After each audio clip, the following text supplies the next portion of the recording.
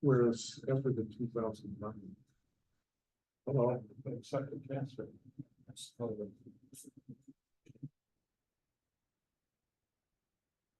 Didn't we have the password?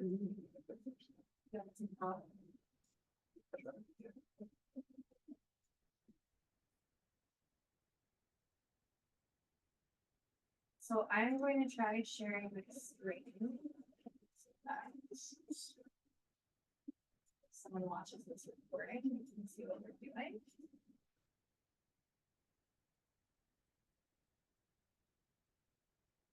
So thanks everyone for taking the time to do a quick little Basecamp training. This should be pretty straightforward and simple. If you've ever used any kind of like message board functioning type of website, then this is a pretty similar interface. The main purpose of this for your all's use is to be able to share files, like to have a space that you can collectively share files that's still secure for the City of Binghamton's interface. The other main purpose is really that you can do some scheduling over here, and also for the specific functioning of, I know you all have a lot of subcommittees that you can create kind of to-do lists and message walkthroughs for those subcommittees and communicate essentially via this tool. So first thing you're going to want to do is sign in. I'm already logged in, but all of you should have received a direct invitation to your email. So whatever email you provided, if you had a special email that you put together just for the purposes of this commission, then that's where the invitation should have been sent to. If you haven't activated your account, please do so. That's how you'll log in. So once you're on Basecamp, is this big enough for them? That's good. You'll see that your dashboard is the first thing that comes up. So this is sort of an overview of everything that's happened. As you can see, I have multiple projects, and as you guys make multiple committees, we can talk about creating a new project for each committee if that just makes organizing it more easy. For me, I have like city council clerk, but when I go into your project specifically, here's my overview for Commission for Conservation of the Environment. And it kind of gives a snapshot of what the next 2 weeks look like. So if you had committee meetings or different types of events that maybe you wanted to mark on the calendar, these would all come up in that initial snapshot. And then down here is sort of a list of files. Also, feel free to interrupt me at any time. I'm used to that kind of teaching style. And then over here, you can also see people on this project. So this is super helpful if you notice, you know, somebody is missing or you want to add additional people. Again, for the purposes of like the subcommittees where you might eventually have citizens, it would be helpful to be able to add those people and see who's on which committee project, etc. Yeah. So you'll see that the city council is here, I'm here, the clerk is here. Bob and Wayne are the two IT folks that are here. They have to be on here for the purposes of troubleshooting. They have access to anything that you put on the server anyway, so there's not really a transparency issue there. You're all listed here, and then Professor Shepard is listed also as being part of the Shade Tree Commission. So what's additionally helpful is like if we create more projects where people are on multiple committees, this designation will be able to show you who's in multiple projects at one time. Sam, when I first get into Basecamp, I get to that page, so That's because you're on the mobile version. okay. Yeah, but you can still see a lot of the stuff. Like all those files there, how would I see? So you would, Or those are projects, you said. well, actually in the project, you would see it under file, so just give me a second.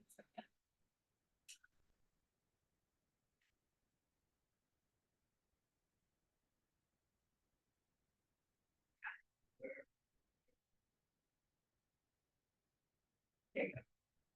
So you have to zoom, yeah. So where'd you go under files? Sorry, if you go back, when you're on the mobile, it'll take you directly to mobile, and the mobile, because it wants to save you space, will immediately not give you the option to look at all the files, so you wanna just, down here, there's this option, switch to standard, Oh, and then it'll let you Okay. look at everything, yeah, okay. Where was that, Sam? I'm sorry. Right. on the bottom. At the bottom, switch to standard. Oh, okay. And then it'll let you Oh. see everything. Cool. The mobile functionality is not so great on Basecamp Classic, like I don't really recommend it, but yeah. So yeah, this is sort of your overview page, it's a landing page, it's a place for you to just kind of check in with yourself, if there are new things that have come up since you last logged in. Any questions before I move on? Yeah, can you show me how to delete a file? Yes, but we're not at files yet, so I'll Oh. get to that when we get there. Any questions on the overview page before I move on? Okay, great. So then we will move into sort of what the main things that you can accomplish with Basecamp. And we'll go through each one at a time, sort of what the purpose is. So the first thing is, I mean, we can jump right to Luke's point. I'll go a little out of order. Files, right? So this is a dumping ground for keeping files that are relevant to you. You can put them into different categories. We can create or delete these categories. These are just sort of the standards that they already have. You can upload a file over here. If you click into a file,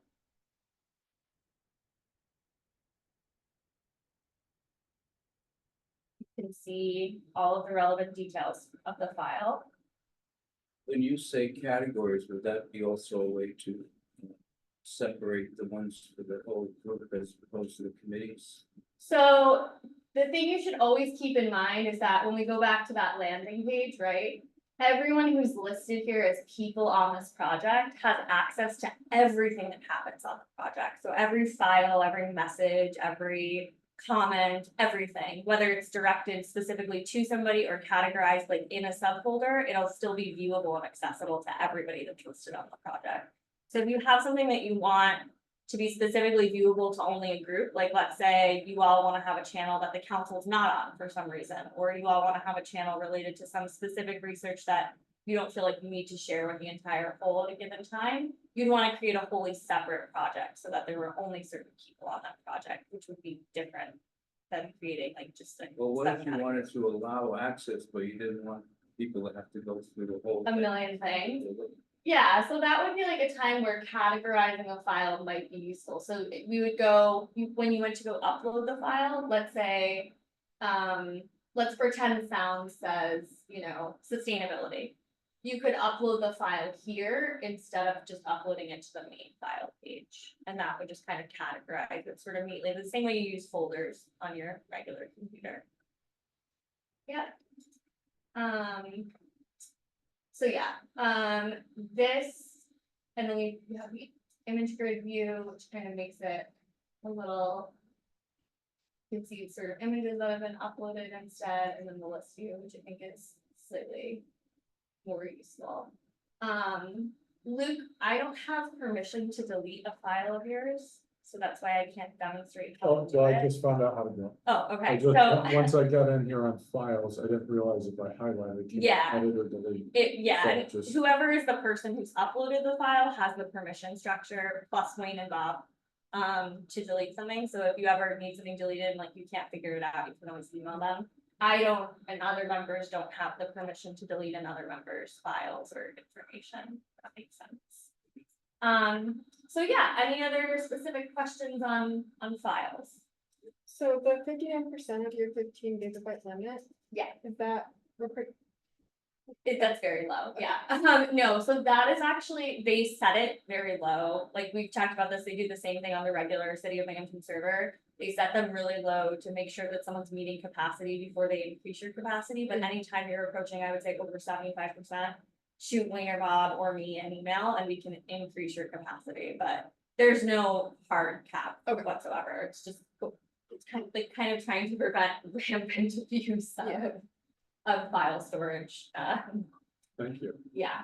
Okay, cool. So we're good on files. Let's go back up to to-do lists. These I find super helpful. I love using them on my council project. So creating a to-do list can be particularly useful when you're broken up into those subcommittees because you're able to kind of break out who said they would follow up with who on what.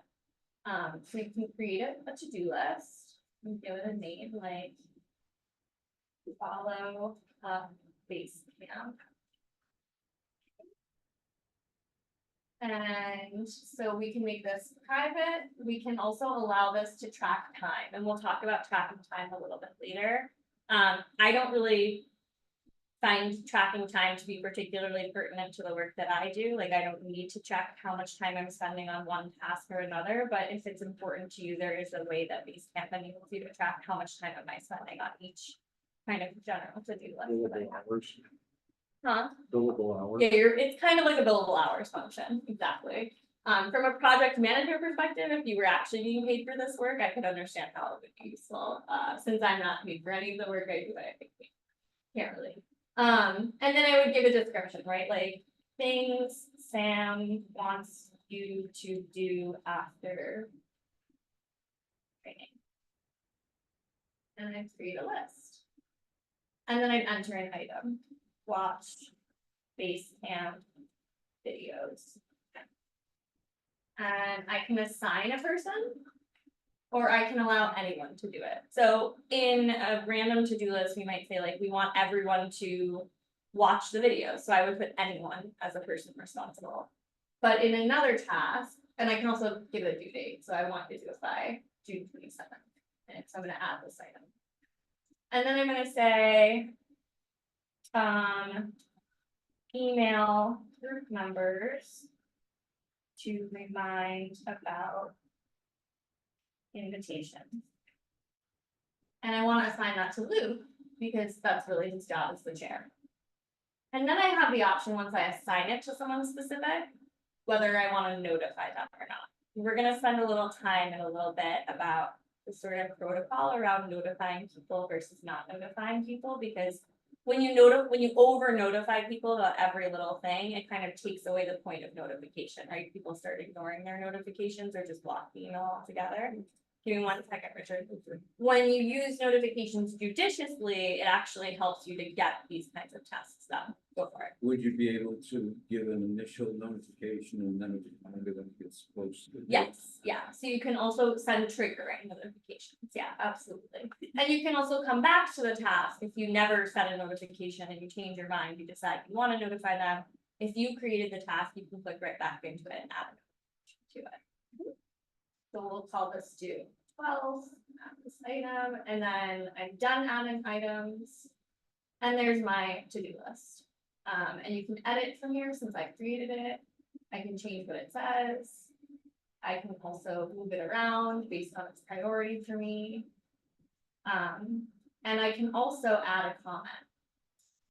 So that's one of the great features about Basecamp is that in each of these little, what we call child elements of a parent, so this like subtask of a task list, you can add a comment. So I can be like, Luke, you're late. And I can choose who to notify. Like I can notify Luke that he's late, but like I can also notify Matt that Luke is late. I could, right? So again, there is a data hygiene around using notifications judiciously. But sometimes that can be really helpful for folks that get like really overwhelmed with what their task list might look like. And so yeah, this can be a useful tool just for engaging in them. And then Luke might respond to me. I'm late because I had things to do where I was out of town this week. I will have this updated for you by 6:29 instead of 6:27.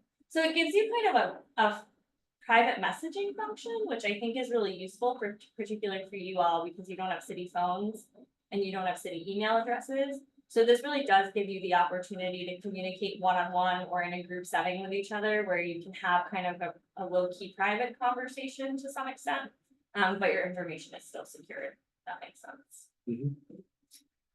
Checking on time, long. Other main things I want you to, similarly, there's messages. These are similar to a message board. If you've ever used a message board before, it functions the same way. Post a new message, give it a title. And you can add files to a message, right? So I don't know if I have any stuff on here, but I could add something from the code, right? I can choose, again, I just want to be really clear about this because it's really important. This part at the bottom is not about who is going to get the message or who is going to see the file or who has access to anything. It's about prompting an email notification to that person. So you don't need to check those boxes unless you want a person to receive an email notification. That makes sense. You should just assume that anytime you post anything for any reason on this project, everyone is going to be able to see it. Everyone is going to have access to it. Not everybody might look at it at the same time, right? Because you all decide when you go on Basecamp. But the function of the bottom portion, no matter what part of Basecamp you're on, is just to send an email ping to somebody to let them know that you've posted something or they've done something. Richard, Basic camp does not give direct notifications, right, only through the email. only through the email. Yep, great question. So I'm gonna cancel that, because I don't think anyone cares about. Yes, I don't think anyone cares about that part of the code. Any questions on messages before I move on? And like I said, this is a great opportunity to also thread things. So, you know, if you have one topic that you all are working on something about, and you want to be able to collaboratively have a discussion about it, share files about it, this is a great opportunity to just hop on and say, I'd like to start a discussion about solid waste management. Let's all dump all of the information, background, articles, all of the different types of things. And then you can, from there, from that entire message thread, we can go and create what's called a write board. And so in a write board, let's use solid waste management, that's a good example. Palatable for lunchtime. In a write board, you can kind of free flow your thoughts around that information. So if you just want to say like, you know, I'm gonna use test 1, 2, 3 for the sake of time. Save this write board, you can create a comment thread underneath this. So this is a much more informal way of just saying, I want to free flow ideas around this topic. For you all, it might be something like, I want to talk about sustainability in the city of Binghamton. And you may have like 100 ideas of what sustainability means to you, how sustainability shows up in legislation, how sustainability shows up in projects that exist. This is a great place to sort of do a free writing exercise, and then you can take it to a message board to get into the more granular level of adding files and having direct responses and comments to each other about it. Does that kind of make sense? Yes, Richard. I had some problems with formatting. I was able to get like bold type, but when it came to using like level heading 1 or level heading 2, Mhm. didn't work for me. In this part or in messages, I think it was. or just in general? I believe it was that part where, In this part, where I was listening to committees and who was on. I can see. I can follow up on that particular issue with you and see if it's a user end issue or if it's an issue with Basecamp in general, but I will say that because Basecamp Classic works in an HTML environment, it can be a little finicky with formatting, especially when you go from, you know, your regular computer environment back to a really basic HTML environment, and it doesn't always translate things over. But I can work with Bob to see if I can make that less finicky for you. Any other questions about like messages? I guess I'm not clear on the whiteboard versus messages. I mean, there is something in our whiteboards right now. Yeah. Whiteboard, excuse me. Yeah. Committees and task forces. Yeah. Why is that there instead of? In a message, it serves more of like a literal whiteboard, like a place where people would come and post something and just write something down versus like an actual dialogue space. Like a message thread is more for you to be able to like have a conversation back and forth. I would think of this more as like a notice board. Like a place to post a notice, like this notice of these are the committees. We don't need to like get feedback on this. We already know that you guys have decided that these are the committees. Or like another thing would be like, annual meeting schedule. You might want to put on a whiteboard or a whiteboard, excuse me.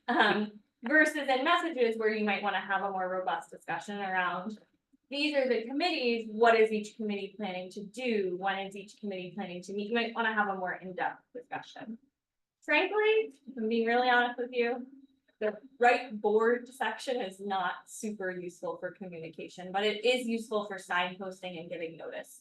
And sometimes, like I said, people don't all check their email, so like if Luke wants to make announcements or or you all wanna make announcements, the right board is a really helpful place to where you don't have to sift through hundreds of messages and comments and different things. It's a place where you can just say, this is an announcement that I wanna make clear to the group. Like you could say there's a county EMC meeting. Yeah. Tuesday night at 9 Yeah, o'clock. and it's not buried in like a message thread. You would put it out there, random, like different meetings, different groups that people might or might not be interested in going to. That's a Right. good idea. So, and like messages are a much more kind of like in-depth structure, so they give you the opportunity to have a more in-depth conversation, but you also might lose some of the main points that you want to pull out for wider distribution. And then finally, just in the interest of being mindful of your time, a couple of really important things. I know we had some discussions about calendaring. While I would love to have the time to calendar for you all, I do already have to do it for the council. So it's helpful to use this calendar tool as a collaborative way for you all to communicate with each other when you're having meetings. Yeah, I'm gonna try and keep, putting like Yeah. at least our next meeting. It wasn't a call out, it was just a suggestion. No, but I did put it on there. No, yeah, and so that's actually a really great segue, Luke, Once we because decided. yeah, so once you guys have, and you can, like I said, you can have a discussion in the messages section about it, you can have a discussion via email about when you want to calendar, or like when you want to schedule a meeting. But you literally just have to do a one click and it allows you to add an event, so like, let's say.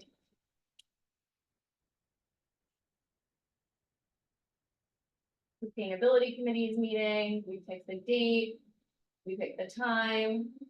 We say it's an event because unfortunately on the Camp Classic, you don't have access to milestones. But in some version of the future, we can track like goals that you have with your time. Just to back up for a minute, Stan, on the whiteboards, I think it'd be a good idea, any of us, like I know Scott, you go to a lot of the county, the EMC meetings and different ones. And Not- see Not how, me. didn't I see you over, a couple of the county meetings at the library? Oh, I went to one, I'm sorry, that's what you. Yeah, I'm just saying, I'm just using that as an example, like anybody that knows that there's meetings that other people might be interested in, like, Yeah. let's try and use the whiteboard, if you go to a meeting in the Sierra Club or something, you know what's coming up. Yeah, Let's just try and make it a habit of posting them there, rather than putting them on the calendar. Yeah. The calendar will try and make it something like it's official meeting business. Yeah. And then the whiteboard's just random things that might be of interest to various members.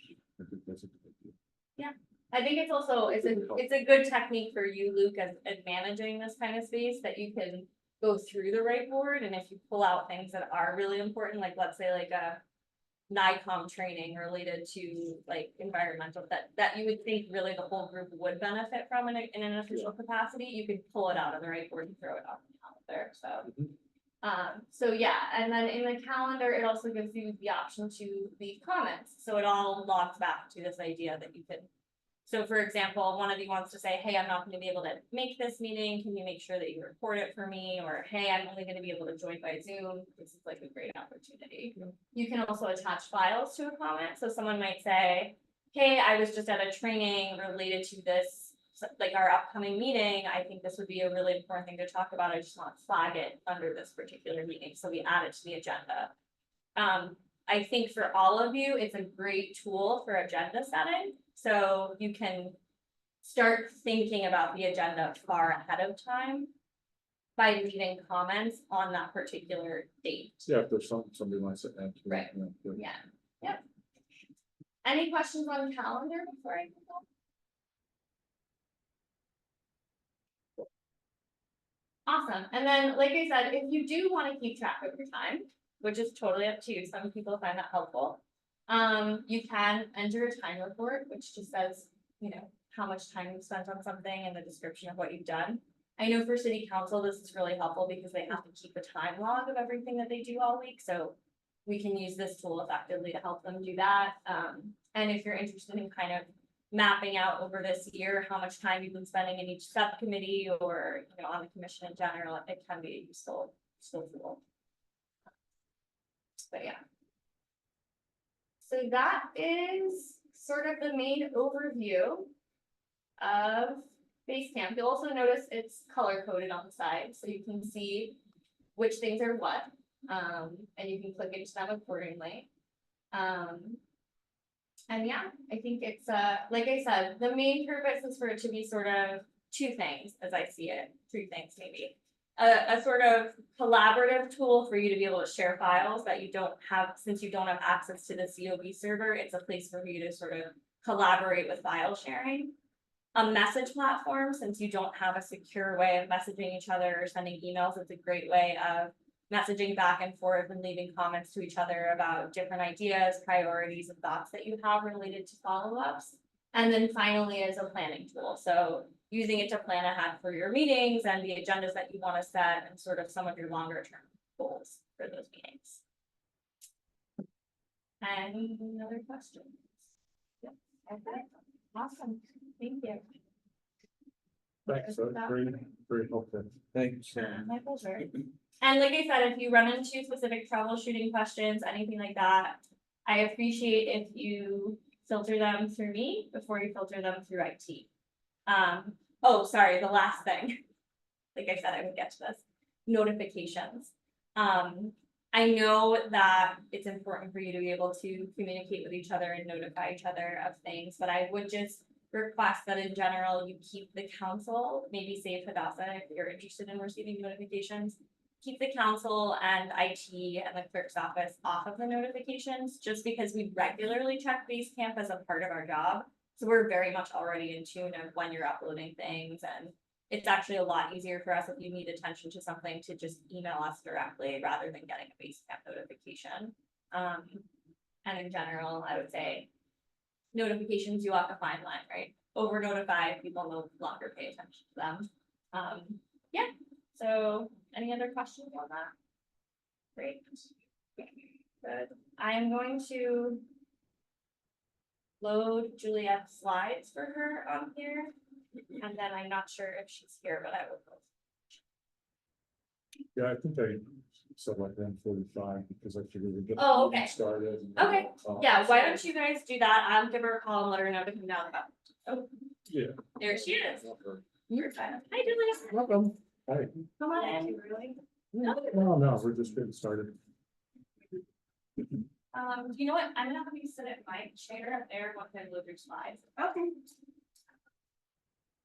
I guess we'll go ahead and call the meeting to order of the Commission on Conservation of the Environment in the work session room at 1:35. We'll call it on June 20th. Roll call. Richard, Yeah, present. Julian is not here, I think. Darius, isn't, that's you, okay. And it's Ashley, Yes. Tom. Scott, okay. And Luke. And then Matt is not here. was that, Matt is not here. right?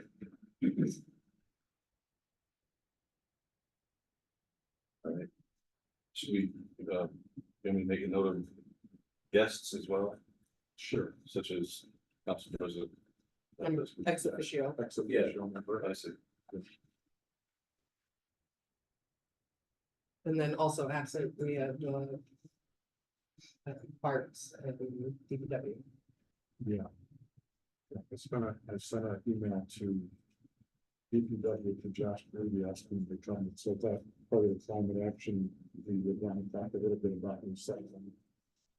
That would be helpful if he was here, but I did not receive a response. And the only ex officio is the administrative. Yes. Yes, thank you. Right. So I guess I have 7 members present, plus. I would also back to Julie up there, is it ex officio member, Yeah. correct? I think technically, if I read the charter correctly, it's the planning commission that appoints, not the planning department. If I read that correctly, so And I have not heard any response back from the planning commission. Copy there. I was just recommending that. Initially, I thought it was a planning. And it's screen recording, so the Zoom already has it on recording. People are recording. Okay. All right, if you guys need any technical help, let me know. I'll be in my office. Did everybody get a chance to look at the minutes? Yeah. I'm gonna use that mouse with that keyboard there. Okay. Like last meeting? No, I don't know if I got them. Where, was it through an email? I don't think we got an email. I just discovered them on the city website yesterday. The city website, not Basecamp. I submitted them to the clerk. I guess I don't know what happened from there. You'd have to go. You have to click on past meetings when you get to the commission on the city website. Yeah, you have to go back. If you go to past Yeah. meetings and the minutes are posted there on the agenda. On the date that the meeting occurred, so you have to go back. Yeah, Exactly. so it isn't, it shows the agenda for the upcoming meeting, but you have to go click on the past button to see the minutes that are posted, like they posted them right after the Senate. It wasn't, because I typically look for them. So they are. And we eventually get them on Basecamp. Sure. Yeah. We better. Yeah, I'll download them and put them up there. If you want, or Eric, you could put them up there when you send them in to Sam or Sarah to post them. Post draft minutes. Yeah, or just let me know and I'll put them on Basecamp either then. Yeah, that's easy enough to do. Reviewing them right now. If anyone else would like to see them, have them up. Okay. Yeah. It's just short. Yeah, it is. Okay. Yeah, I have it. Yep. So is there a motion? Motion to approve the minutes? I moved to not accept the minutes. Well, do you have a correction? Um, I found the minutes to be totally unusable and inadequate. It was simply a regurgitation of the agenda with a few extra lines added to it. Did not really cover the content about the meeting, which was an hour and a half long. Well, here's the way I look at it, is the meetings are recorded, so you can look at the video. Is in the archive, like if you look in the past, you can just click on video, you can watch the meeting. Sure, but I just don't think that we should just, treat the open meetings law as something we want to comply with minimally and, not have a use for a document that we review that I won't put into the minutes. We're gonna do them, let's do them right and make them useful. This is totally something that, I couldn't see any use for it. I think it outlines what happened at the meeting. The agenda does that, and that's what this is, with a couple extra lines added to it. That's the way I say it. Well, I've it's never seen worse minutes in my life. anything that I've was- seen many minutes. formally adopted. Have you looked through the city website? I don't care. I have a certain, that's my opinion. Okay, I'm not Okay, trying to, I no, don't you're want to entitled. measure up to You're other entitled. things that were done. I mean, So I think the last time I looked at the city council minutes, it was the last administration, and they were terrible too. it's Tom comment. No, I just want to say that the format, Richard, I kept minutes for two boards for 10 years. This format's exactly the format that we use. No one ever complained to me about it. On the board or off the board, just for point of information. Also, Juliet suggested that if YouTube, you might be able to download a textual transcript, which would be better than a transcript. Yeah, from YouTube meetings, I believe you can do. Okay, that's good to know. Where is that? If you pull up the actual video, I think you. Oh, the video, oh, Yeah, on you YouTube. You can click on it and say transcript. Fairly good. 100%, I think you can do that. You wanna let your motion stand as is? Yeah. Does anybody want to second that motion about not accepting the minutes? Going once, twice, there's no second, so the motion fails. Now do I have a motion to accept the minutes? Tom, accept. Second, Maybe Anybody? then if you put it on both sides.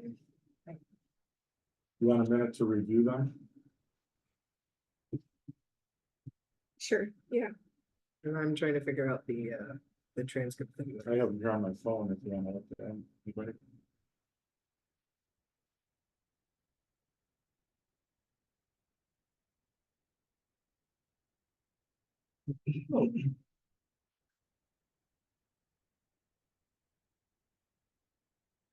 Hundred and 22 views.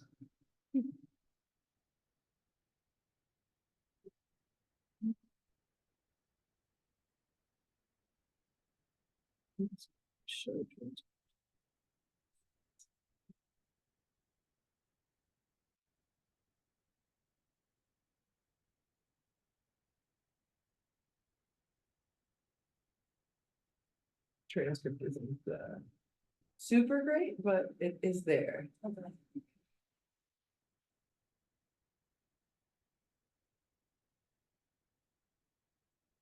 But minutes are supposed to be more of a digest of what happened, right? That's where I look at it. The fact of the matter is, it seems like, other than Eric, I'm the only one that saw the minutes before the meeting started. No, I was gonna look at it. But, Tom, I had discovered them yesterday. We were never notified about them. And, I would not like to see this as a precedent for how the minutes are done. So I'm hearing you say that you have higher expectations of what the minutes should be, but Yeah, I Well, would what I'd like like to be able to make any use out of it. I understand that. In fact, I of should the like some digest. direction on if I should have done something differently. Not that I'm, Okay. I'm perfectly satisfied personally. So I submitted them to the clerk. Yeah. That's all. Right, Okay. yeah, I mean, if the expectation was that I was gonna notify everyone or put them on base camp, I mean, I can do that in the future, but I didn't understand that. I just looked on the city website right after, within the 5 days, you have to notify the clerk. I usually wait a week. Then I go up and click on pass and the minutes are there. So maybe it should have been cleared to know that that's where they were to everyone. Well, maybe when the notification of the agenda goes out, that the previous minutes are attached or something, so that you have everything in your Yeah. mind for the next meeting, all in one place. I don't know. Well, I think it's just a matter of knowing where to look. If everybody knows where to look for, I don't see where we need to just go crazy about it. If everybody knows, if you go on the website, go on the commission's headline, click on the hyperlink. And then when it has, where it shows past, you click on that, and then all past meetings, agendas, minutes, and the videos are in the line, you just click on them and it comes up.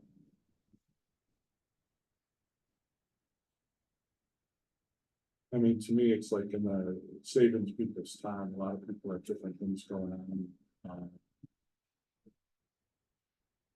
So looking at the transcript and how the transcript comes out, Mhm. I think it would be helpful. If the chair calls people's names before they speak, so that you can tell who's speaking in the transcript. Okay, Potentially that might be noted. helpful for searching around. Yeah, sounds Okay. good. Okay, so we had a motion. Did we ever get a second? Anyone gonna second the minutes? I'm ex officio, so I don't think I can say. Guys. Okay, so they're still, draft.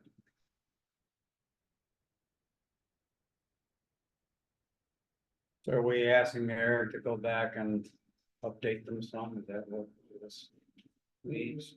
Well, at this point, they're still a draft, just hold them over.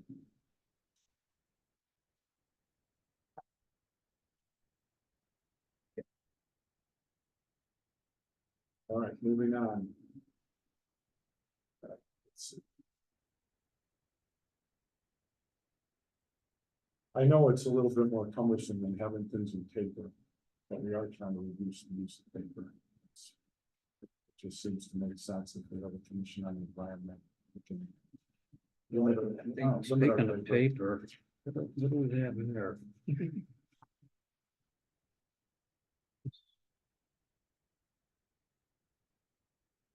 This is just one copy. I'm not sure what all this is. Anyone know? This is our council room, so this is stuff for council. This is not Oh. related to our meeting. Okay. This is where council members come and do work during the day. Okay, so where are we in the agenda? So we are, to public comments.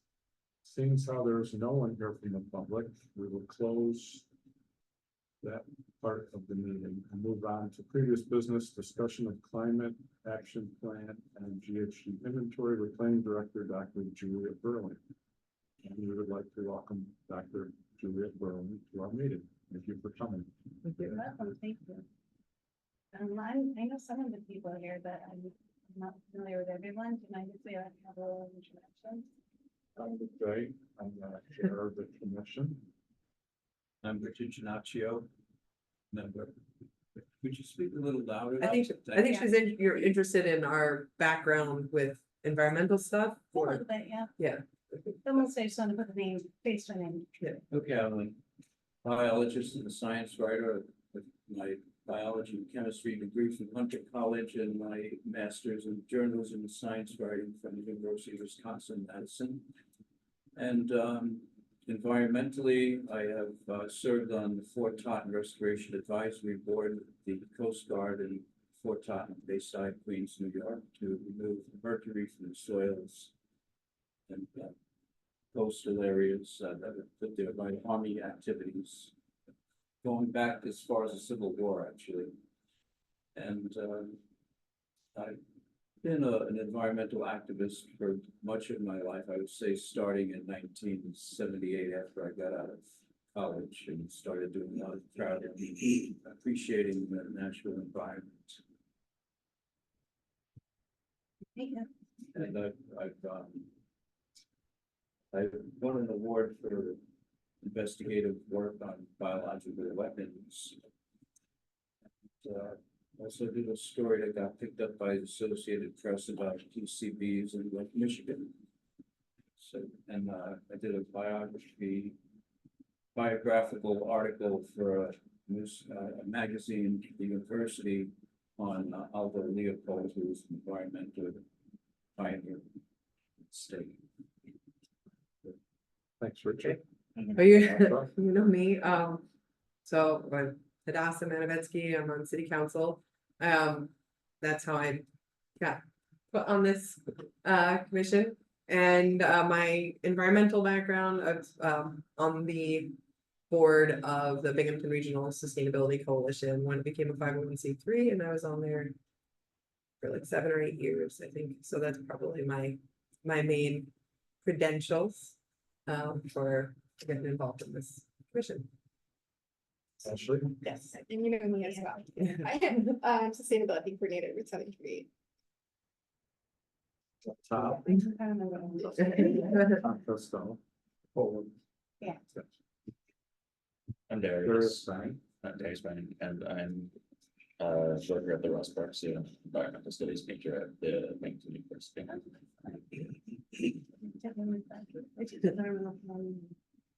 No, I think I might be taking the next semester then. It's my favorite. And it wasn't even one first grade. disaster planning and resiliency. Scott Lawfer, I've been involved with the Sierra Club for many years. I need the presentation there Yes, you did. for Lord's, isn't it, with Lord's Hospital? Our sustainability initiatives, I think, with Lord's Hospital, they come and talk, we could do them, You saying Lord's Hospital? Yeah, when she worked at Lord's. and I worked at Lord's. No, you were with the city. Okay, Okay, no, so, I was at this university. I can't. no, you were with the city. I Were they? remember that. Okay. Okay. There you go. So I've been involved with water monitoring and currently I'm the political chair. When we make endorsements for local political races. My name's Eric, Okay. Eric Dank. I, in the past, managed 2 local farmers markets for probably about a total of 12 years. And spent a lot of time studying food production and distribution as well as institutional food waste and that sort of thing. Luke Day, I'm the former Commissioner of Public Works for the City of Binghamton under the United Administration, 2006 to 2013. And I've been involved in different environmental issues most of my life, but also worked in the power industry and as a pipe fitter for 30+ years. So I've been on the polluting side of it, so to speak, in one respect. But I have worked in a lot of different environments over the years. So I was a welding inspector for an engineering company, working for the gas company in Pennsylvania a few years ago. Compressor stations with natural gas pipelines, that type of thing. So I know a lot of the internal workings and worked in many power plants from nuclear to coal fire, gas, all kinds. So I'm pretty familiar with the inner workings of power authorities and power companies. And that's me. A lot of expertise in the. Yeah, that's excellent, okay. So you're ready? So, yeah. Okay, so as you know, we've completed our plan and action plan and the greenhouse gas inventory that kind of helps support the plan. This is just some quick slides about specifically the greenhouse gas inventory. So I didn't know if you wanted to go through the plan as well as the inventory, if you just wanted to focus on one or the other. Well, I could start with just a general outline. When there was the original 2011 climate action plan, it was completed. It seemed to me that there was a pretty good roadmap going forward that was left in place. And I know, as being a department head in the City of Public Works, which had a lot to do with environmental issues, flood resiliencies, all kinds of things, experiencing 4 federal disasters that were declared during my tenure. Got very involved with a lot of different projects and with a lot of mitigation projects. And we also started collecting a lot of data. We had a fuel system, key chip system, so that we could track and filter and sort and report on actual vehicle usage. Also, we used to keep the records of all the electrical accounts, gas accounts. We had a contract with Siemens for performance, and they used to track the energy use. And there was a lot of things that went on. I know in 2013, we used to post the solid waste report on the city website every year, which showed all the way back from recycling's inception to current years. We had tonnage, we had how many millings we swept up. We used to send a report to DEC, to various different entities, the county. There's a whole list of things that I have since not seen on the city website. And I'm just personally very curious about the tracking of things and systems within the city of how they track these things. So moving forward, how do you measure if you're really making gains and not making gains? I know their formulation on CNS and looking at the state site for the smart climate communities, and the different ways of tracking that other communities use. And I know there's all various levels. And I also understand the struggles of doing that. But I am concerned that we had some systems, even though they were in the early stages, they were in place. And I'm not witnessing that by looking at the data. So I know collection, What specifically what? fuel usage per vehicle, We did have for fuel usage. pardon, We do have a fuel usage figure. for each vehicle. And That's in the report, yes. annual, I got all of that information from DPW. Regarding garbage tonnage, fuel usage, recycling tonnage, and the electricity, the cost and the amount of electricity and energy consumption came from finance department. I didn't see that in there. Wasn't that in all the stuff that I sent you? Should have all been in all the, Yeah, there was a lot of ones in the, like, Department of State, unknown, half of them. in the spreadsheet. Yeah, That was the data they gave us. And so when we were quantifying it, we went, like in the final report, we went through and said, you know, this is fire station, this is DPW, but on the actual invoice or bill from finance department, it would just give an account number. yeah, there's a POD, Right, point so- delivery. Right, so tracking the account number to the actual office and department is what we did, because the information I they gave understand. us, We used to track them, right, and then you could sort and filter it by department. would have been wonderful. We I didn't, understood. I mean, this is not an Yeah. accusatory No. blaming you for the data the way it Right. is. It's a question about the systems in place.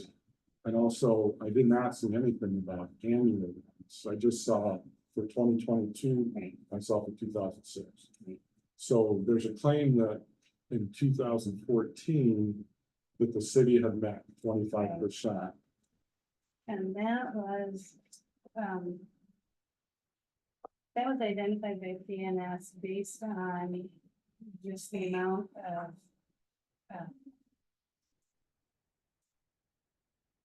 I'm trying to remember how they came up with that. Based on the state reduction, the state is converted to cleaner and greener forms of energy. Yeah, so So they're they- just buying clean energy. Okay. So I mean, that's all helpful and good, but I don't see where that's the city But that, making a huge commitment to sustainability. we could take that section out, but I will ask them to clarify that. So possibly just when they put the tables, put a table for 2006, a matching table for 2014, and a matching table for 2022, where you could just look at them right across. We just collected the data for 2022, we compared it to 2006. So we And- didn't look at, And that's one of my points is the tracking should go on each year. The departments should track I agree, bottom line each year.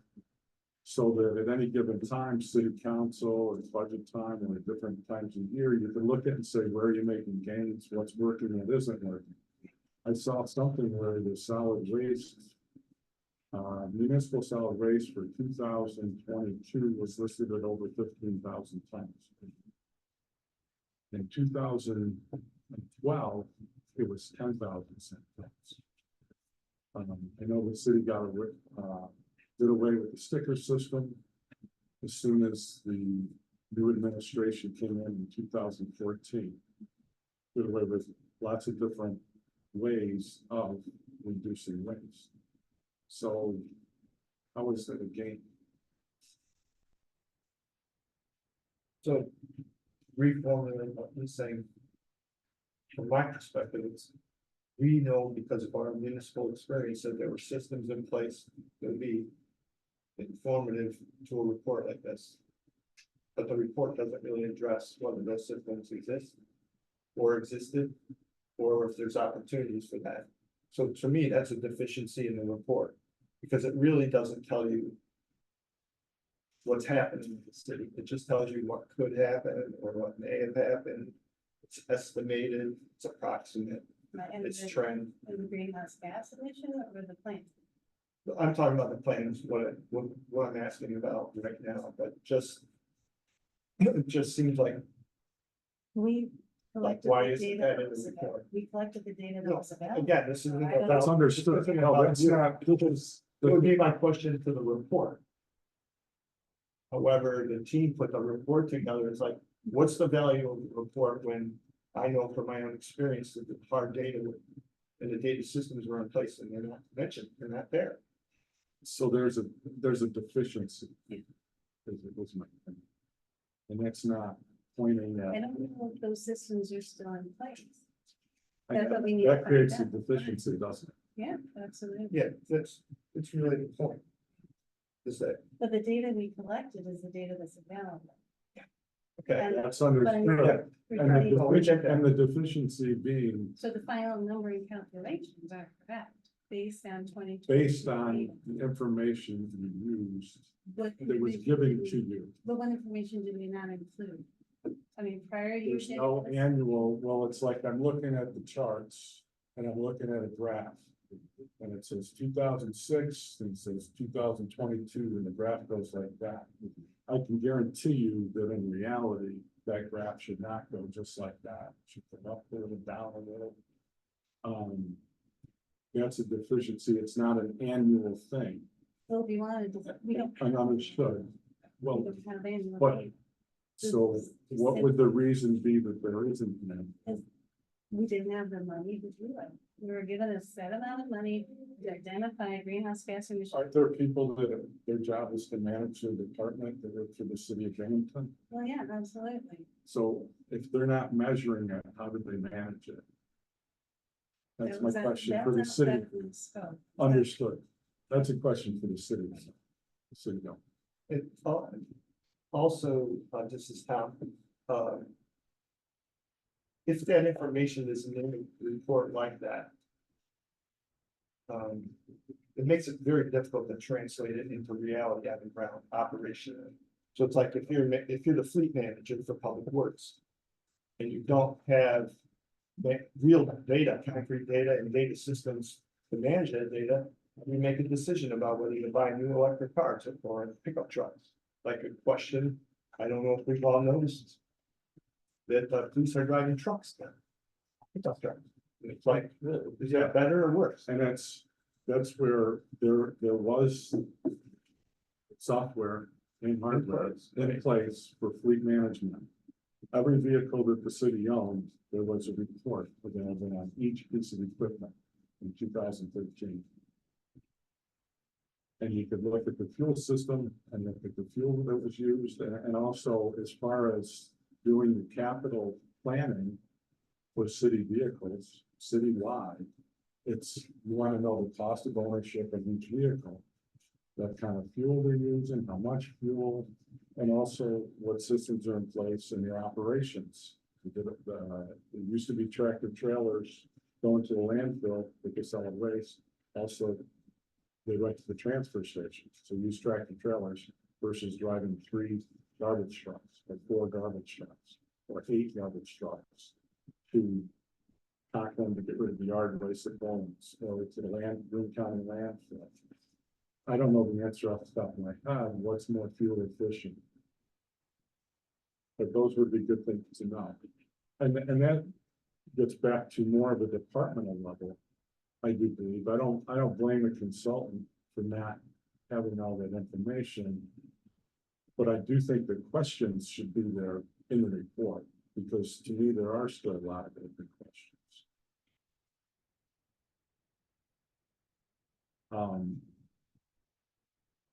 I noticed that on the state website for smart climate communities, there is available funding for grants for fleet management. If it costs too much to upgrade the software or whatever the reason for not using that,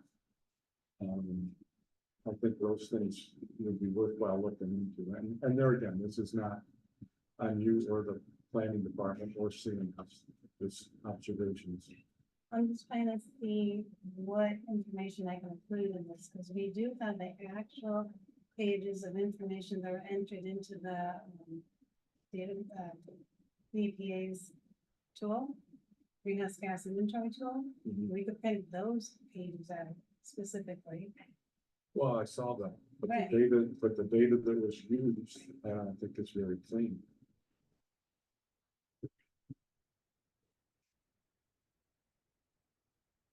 So the data in itself you're questioning.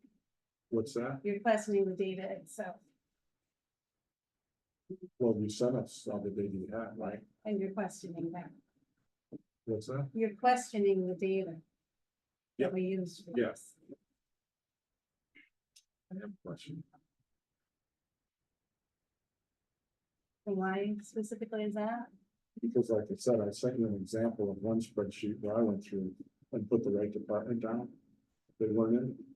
So if it's not the correct department lined up, it's not getting contributed. We did It's that. correct department. We did that. We sent you the raw data that was requested. We didn't send the And data. it was inaccurate, yes. We I went sent you through- back, I we sent you went through and back, did the same I, thing. I sent you back a sheet and I put the right department down. So you could click and sort it in Excel. We did that as well. You did that to the other ones? Yes. Oh, so you We don't, just sent you the original data. I didn't want to send anything that had modified or changed. So when you asked for the raw data, that's what I gave. oh. Could we have the data that's been cleaned up and stuff? Yeah. Oh, okay, and that would be helpful. That's actually what I meant by the raw data. So, you know, again, raw data is the data you collect in the field. It's the raw actual data. So that's what we have. There's not anything that's modified or changed. Okay, thank you for the clarification. No problem.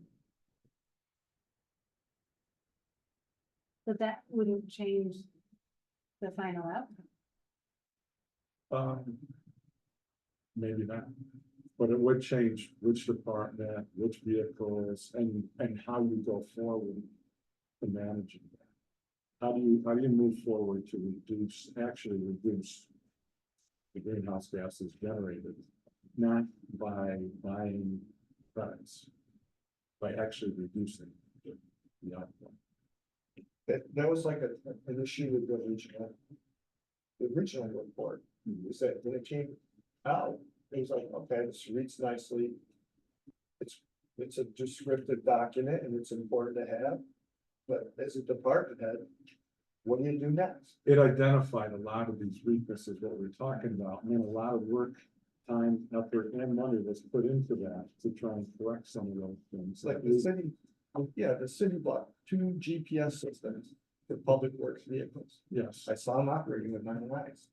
Then all of a sudden they stopped operating. And when I asked the question, is anybody reading this data, collecting the data, it's like, no.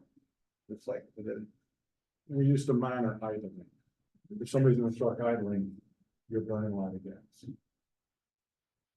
so how do you make a change moving forward? But again, it's not to attack you. So the GPS would not try idling time. Yes, They could do almost anything you wanted. It was like, it's attached to the vehicle and you, it mapped where it knew if the vehicle was insulating when it hit You could take the tonnage of salt that you're distributing and what it costs to operate a salter. And like, it's like if I have an electric salter versus a gas salter, what's the consequence gonna be? Well, in this It's one, we just- still have all the information. I mean, I just collected all the data from the police department regarding their vehicle, where they go in the different, precincts, different districts, because we needed to quantify that for HUD, which ones, Sure. which vehicles and what section they're in and when. So we have them. yeah, and there it's like you wanna look at, okay, here's a police car. How many miles were driven Right. and how much fuel was used? And I imagine they're probably, but they know if they're sitting there idling in park or not idling in park, and those kinds of things, and those are generating greenhouse gases. For sure, just like the roundabout, But it's all also based on how much fuel is actually burned, yes. which is what our numbers are. based on. Yeah. So we didn't track it idling. But then if you do that and you look at mileage at the department level and managing that fleet and managing that, you can say, okay, well, we burned up 50 gallons of gas, but we only went 100 miles. So is it really smart, management wise, to sit there with a car with the air conditioning on But I for can't, 6 hours? we can't make that assumption because we didn't review that data. The departments may be doing, I mean, I don't want to throw them under the bus. I'm fairly certain Sure. they're managing their. That would be nice for them to contribute to the report and say, this is what we've been doing to reduce our part of it, reducing greenhouse gases. But awesome. So I had been told by the city that, the city hasn't used GPS on plows for at least a few years, dating back to the last administration. As it's relevant to this discussion. And I was told by, few of the working members for the city that the chip keys that you used to get fuel, they just started using them in the last few months, or just sometime this year. But We had to enter we had to enter. They haven't been using them. We had, at the fuel pump. And we had to enter the vehicle number and your ID when we filled it up. So it was being tracked by your account. Even if we weren't doing the scan yet. So for each vehicle. Yeah. So you could identify each vehicle and how Yeah. much fuel they use Yeah. for the year. Yeah. Okay. And that's how, Well, maybe that's in the cleaned up version. Of the data. yeah. We got the amount of fuel that we use per department. Per department. If you wanted it per vehicle, we didn't do that. Yeah.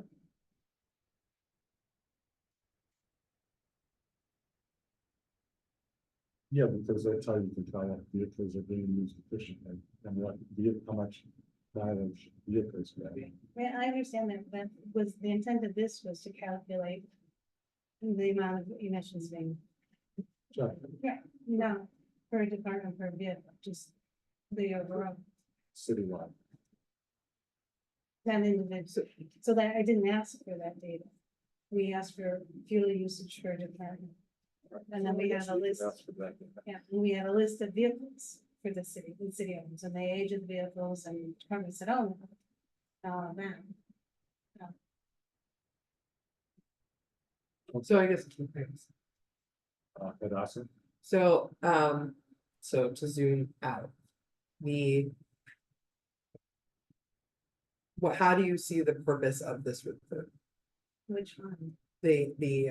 The greenhouse. So the green. So the planning one, so you have the planning one, which from our discussions, it sounds like predominantly, there's a big action item list at the end of things that we should be thinking about as climate changes and kind of some forward thinking stuff. I didn't get from reading that in terms of internally, how the city uses that for decision making.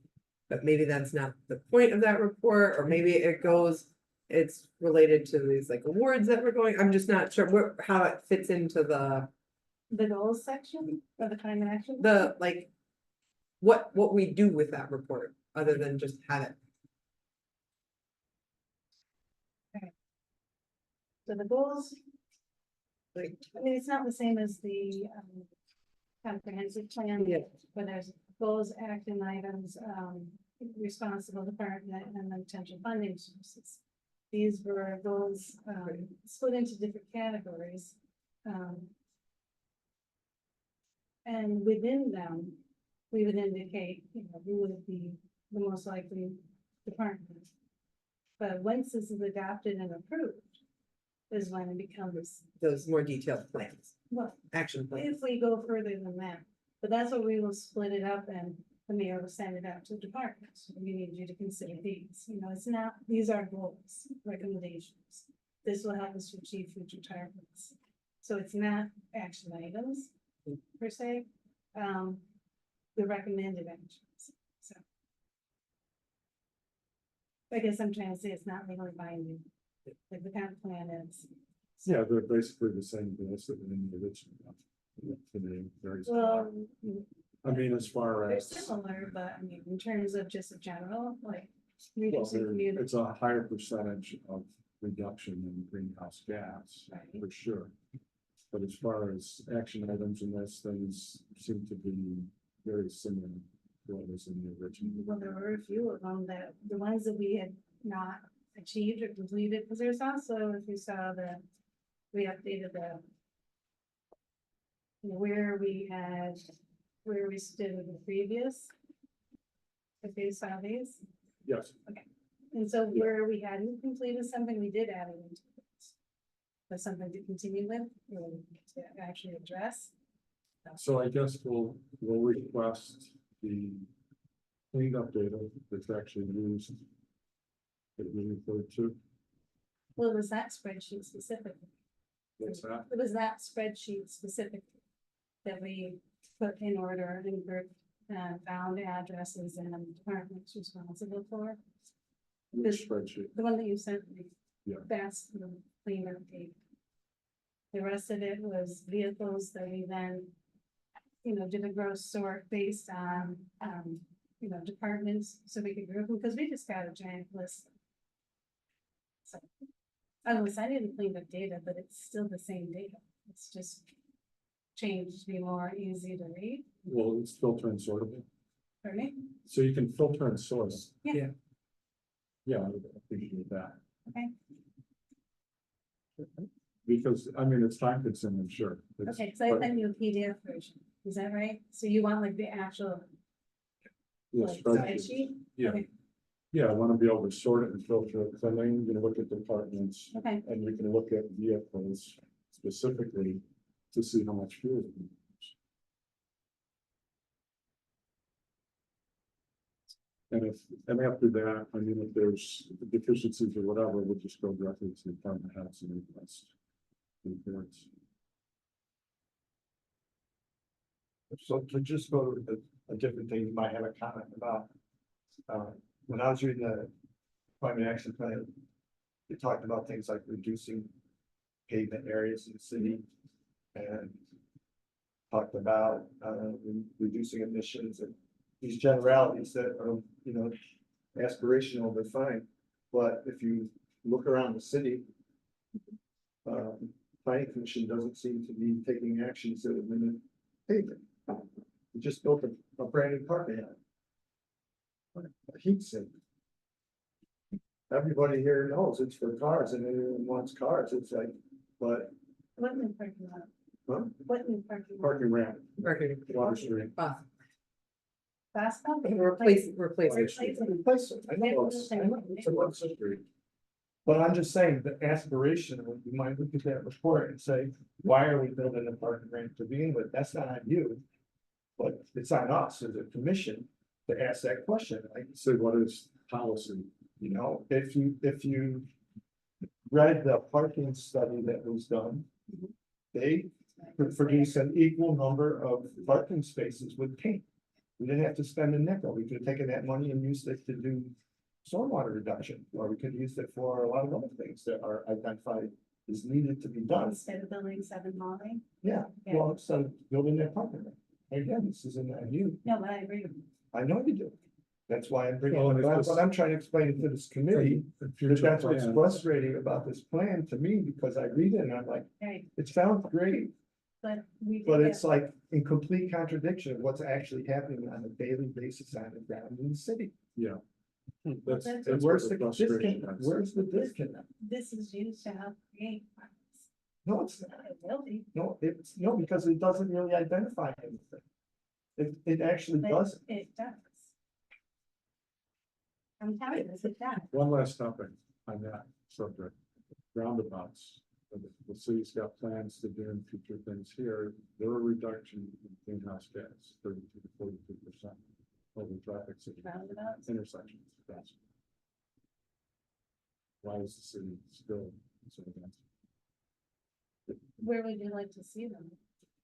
all over? There's a study for the Grand Boulevard mini roundabouts, Grand Boulevard, what? mini roundabouts. On Grand Boulevard? That BMTS did at the request of the city. Where would you put them? Like Grand and Intersections that have Helen, stop Grand and signs. Right. Crestmont, instead of where the stop signs are. They're like a mini roundabout. There we And go. it's, Yeah. I mean, CMTS Such is as numerous, support numerous around times. that College Street. MTS. Roundabouts aren't the most MTS. pedestrian friendly way. It was a recommended design action. The policy of the city was we don't go roundabouts, we build intersections, signalized intersections. That comes from staff. I'm not making that up. Well, I'm talking about neighborhoods. I just don't know. I don't see the value of putting roundabouts in a neighborhood. So there's bad T intersection crashes on Grand Boulevard, and so roundabouts, you don't get T intersection crashes. You get more frequent crashes, but they're a lot less severe. There's barely any deaths with them. How with pedestrians? How do you traverse a roundabout? Painting, crosswalks, same way you do the other roundabouts. Yeah, but I mean, DOT, they have a policy where they will consider a roundabout at any intersection that they're redoing before they will do it how it is currently. So it's just, they have to at least look at it, the functionality and if it would design fit and if it would flow traffic through how it's supposed to. So it is a policy if you want to do greenhouse gas reductions and crash reductions.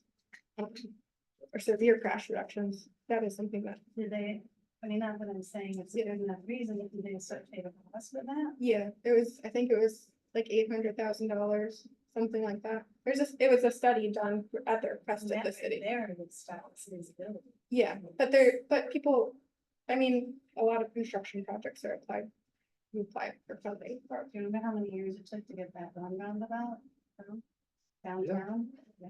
Yeah, with the shoemaker, we designed it, so I'm very familiar with Right. that. But we're gonna do the Route 363 corridor.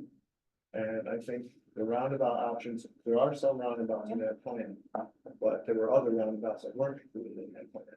So it's like, again, They also have to be feasible to the community and the neighborhood that it's going into. yeah, well, if you read the public meetings. And what the design that was actually adopted. We didn't adopt the design favored by the public. I just read it the other day. Yeah, But that was DOT. it is the, Yeah, I'm just. but I didn't agree with. That's why I'm sharing this, I'm just trying to get my. Argument out to the committee with your feedback, because I'm way been intimately involved in all this in a good way. But it's like. At the end of the day. Like it mentions the green roof that was built on this building. My question would be. Is it in the stormwater reduction, right? But my understanding was that the stormwater function is actually instead of building. Well, the containers underground was nice. Right. So then it's But like, it does what- run off and it is collected and it's used. It's just not stored in the systems. yeah, it's basically going into the stormwater system. It's used for water. Okay. Some of it is. But not all of it. The design was changed. Yeah. It was Everything has changed to reduce Right. costs. So my point is that like when you read that, if you're the public and you're reading it, you're like, oh, it's really cool. We built a green roof on City Hall. That's like doing stormwater reduction. But as someone that worked in this building and knows what's going on, I don't even know who's the last time someone's done maintenance on that green roof. Do you? I don't understand them. I don't think there's anyone doing maintenance on a green roof because as far as I know, no one. All right, well, let's bring it back in. Yeah. Let's get Just an back example. to, weekend. So where are we? How much did the city pay the consultant to do this? It was a total of 75,000. 75,000. 75. And it could have been 150,000 for a full study and a full greenhouse gas inventory. So they did an amazing amount of work with the money they have. And we pulled together a lot of it ourselves. The data. Speak a little louder, Oh, I'm because the machinery is going back there, and it's really more data. Okay. It should have been Typically- 150. Typically, a greenhouse gas inventory and a full climate action plan would have been twice at least what we paid. So this was a good, I mean, we pulled all the data together, the greenhouse gas inventory where we've spent a lot of the money. Pulling together all the data, meeting with all the different departments, going to the joint sewer treatment plant, trying to get information from them. And the climate action plan was something I worked on directly with their main, I guess, project manager. Looks like a C grade term paper. that is She was still replete. speaking. Excuse me? She was still speaking. Letter, thanks, Richard. Okay, But I don't understand, what do you, if you give me. well, I got my Great. copy with a notification that, that there were typos, but it was replete with typos. It had a run-on sentence. They used commas instead of contractions. I mean, it was so difficult to read some parts of it. It was really poorly written. And the deficiencies, a few of which were pointed out, I don't know where to start with the deficiencies. There's so many of them. They talk about planting trees, but there was not even a mention of aquatic life and the contribution that that makes to sequestering carbon dioxide. Not even a mention. And we have two rivers here. You know, it just left out like it doesn't exist. And I didn't see any mention of the impact of the economy and the type of economy that we have on the greenhouse gases, or a separation of residences and commercial. I don't want to see just community. It's got to be broken down better than that. So we understand What's what's separated going by on. commercial, what's separated by commercial and residential? Commercial and It is residence. separated by commercial and But- residential. When you get to the recommendations, I didn't see anything about commercial modifications that should be made. In the goals section? In terms of the types of industries that we want to attract here. That may go beyond the scope of this. I mean, Excuse me? That may go beyond the scope of this plan. We had all of our But that goals were would split affect- into, The greenhouse gases that we generate. all the goals were split into, different categories. We had buildings and energy. We had transportation and land use. We had materials management, use and recycling. Agriculture and forestry and open space. Built on what's happening and develops goals for the future to increase greenhouse gas reduction for all of this. And then we have a new section, climate resilience. And where is the changes in population over time factored into this? That wouldn't be factored into this. This is the plan that looks at what the current land use is and comes up with ways to reduce greenhouse gas emissions just by changing the existing structure to some extent. Well, Like yes, but it pedestrian- really it's the, you know, Like, I what you're mean, if talking the about, sorry. population is What you're talking about increasing is a versus comprehensive decreasing, plan. you're not really reducing it if the population is decreasing because it's still the same amount per capita. I think we just have to keep in mind that this is a study out of the Climate Smart Communities program, and what the city and CMS has produced is fulfilling the requirements of that program. And the budget is very small. I work with a lot of communities and their budgets are $150,000, $200,000 for the amount of work that was produced here. So I think what you're asking for is kind of out of the scope. It may be beyond the scope, but that's reality. You know, you can't Well, just reality is that ignore we're working a reality. budget and constraints of a program, and so it's not, you can't just do anything that we want. You know, we can, if we optimize the phytoplankton and the algae in the rivers as opposed to, All right, well, that is outside the scope of this has to do. they talk about the forests and the trees, it's the same thing, it's sequestering the carbon dioxide. But you're getting outside the scope of the program. If you look at the state website and the climate change communities, then that's, to me, this was put together to maintain the bronze status or to keep up. Current, No, correct. this helped us to earn the bronze status.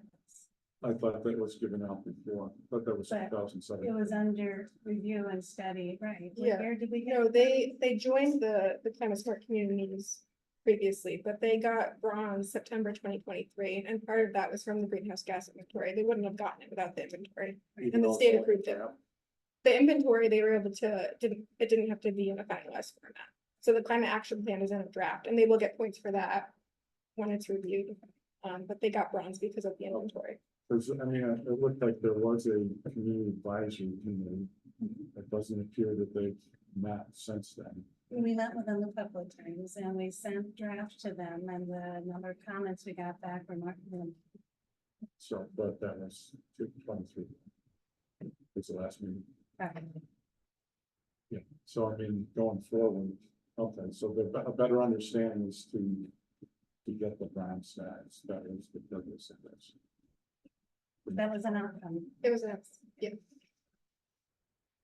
Okay, that puts things into a different. So those are the standards, they And what met the you were- standards. What you're describing is more of a comprehensive city plan. Yeah. Which looks at population changes, projects population increases, and, I mean, there's some sections in there that review environment. But that goes well beyond this scope. So this scope is to identify, what are we emitting there? What are we doing that has reduced the, emissions? And by purchasing the renewable energy credits, I mean, that is a huge contributing factor and it's an expense to the city. It's much cheaper to just buy, It's expensive taxpayers, sure. well, exactly. And that's something that was factored in and budgeted in and something we're continuing with, even those costs have gone up. The REI credits have gone way up. Oh, that's, But I'm just saying, and then sure, so we factored in, our use of energy, our production of greenhouse gas emissions, I mean, the municipality and the community to the best of our ability. If people don't answer surveys, then you have to make a gross thing about generalization. We had 90 people reply back and how they commute out of 583. So based on those numbers, this is what we set, so. so I guess from what I'm hearing, it sounds more like for the commission, it would be more advantageous for us to go back to the department heads and request specific. But that's what we did was exactly the way it was done in 2006. We met with department in 2006 in Montreal. This was done the exact same, I was here then, the same type of data was collected, the same questions were asked of people. and what And I'm, the numbers are tracked. The only difference was with the vehicle miles. The ones we got from the penalty for 2022 were so low. We questioned how they had been collected and we couldn't get verification for it. So we took that out. So when we compared the two, we took it out of both sets of data. those numbers were from BMTI. Yes. So that's not, And it's written into this report, it was written into your why we didn't use them. but also, once again, I am going to reiterate that there were systems in place to collect the data in two thousand And this thirteen, is the data I got. which, so I don't see those systems being used. at this Maybe they point in were, time. they discontinued, Tom, you know? I mean, It's just like a GPS. I don't know about the chip key, So we'll request the back of the department of it, because I didn't have a and we get the vehicle. same data they gave us, is what I'm trying to say. and we're gonna say that that's deficient, we're not managing the resources. so can we put as a recommended action in the net zero carbon and energy efficient city facilities, a better tracking system? Yes. There, so to pursue. If I Sure. can make a request, I need this in, like, email me, I need like written comments, recommendations, Sure. changes, because I don't want to miss something. Yeah. Okay, yes, sir. Richard, There are all these achievements or goals that should be reached in 2035, and I thought that shouldn't we have some dates in between where we reach a certain goal, or, because not everything's gonna happen in 2035. You can do that if you like, yeah. that's a different program, we wanna stick back on the program for this report, greenhouse gas. Well, that's what I was, Right. aren't we on, So we could, appendix B or whatever we got? Recently, if you want, we can, use the data set we have now some and steps continue along to the way, collect it and see, and maybe do a snapshot. instead of just everything at the An end annual, point. yeah, an annual. For that, I'm just thinking about the resources it'll take to do that. I don't know about if it has to be annual, but at least, it's 11 years. The stretch. resources, it takes the systems within the departments to be collecting the data, where they could just hand it over at any given day. Then we won't have the 2 points that we have now, right? Right. I mean, that's really what it comes down to, as far as being successful. It has to be measured in a reasonable amount of time. Okay, moving on. Okay, so we just had the one item, the better tracking into the goals. And maybe, additional points before 2035. Well, annual one. I just have a question on the recommended actions. Mhm. Is that basically from CNS or No. is that, Those are from, those are from you? and my department, and working with. Okay. students. Okay, Would you have a question on? I had to scale back on some of them because the wording used was. I'm trying to remember how they phrased it, too regulated. Planning commission, like I had musts and wills and that kind of stuff, making it sound mandatory. So we were asked to pull it back from mandatory because it's a goal. So, but yes, I mean, we worked in my office, I worked with CNS. We went through the planning commission twice. Took their, changes and comments, but if there's things you would like added to it or taken out, changed, we can do that. yeah, okay. I don't have any at the moment, but Okay.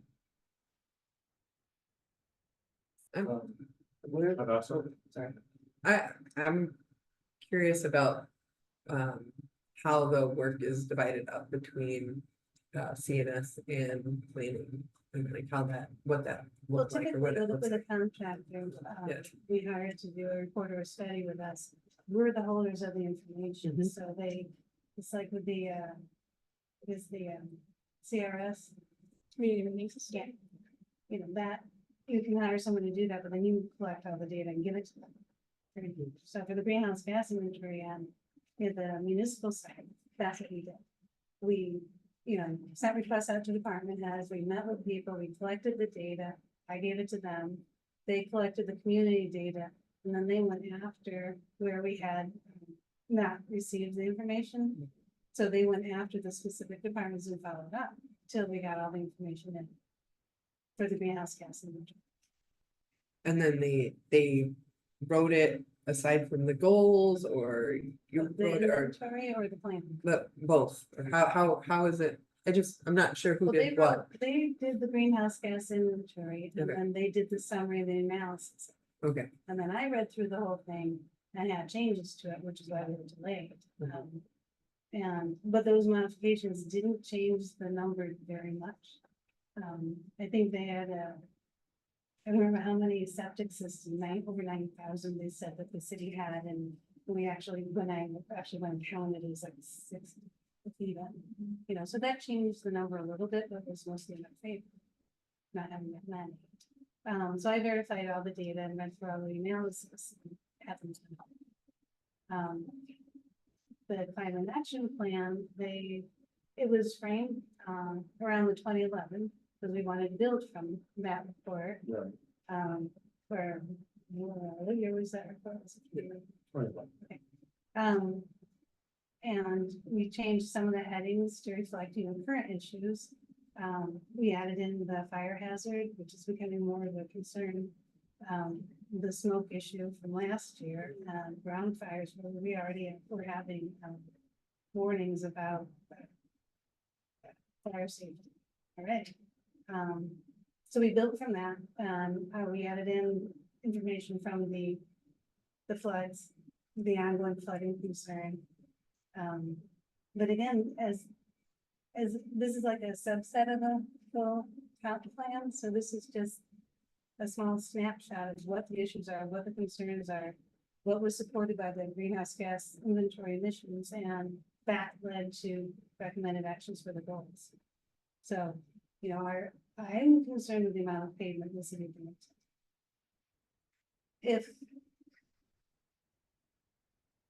If we can't pull out pavement, we need to build on it instead of paving new,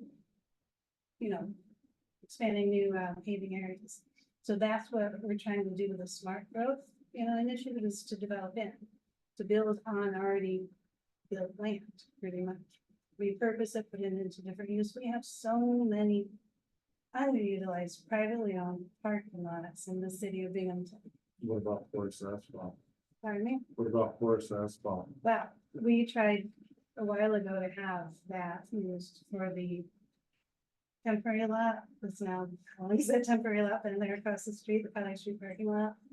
And our, DPW and engineer shot it down, saying that it was too difficult to maintain. So I think they're maintaining the south side of the way they're supposed to. You know, it's actually not that, it's not as arduous as it's we're led to believe to maintain them. Oh, no. I Right. Agree with that. Okay, But I'm okay, just saying, I don't think they're maintained okay, from the looks of it. Where is it on the south side? yeah.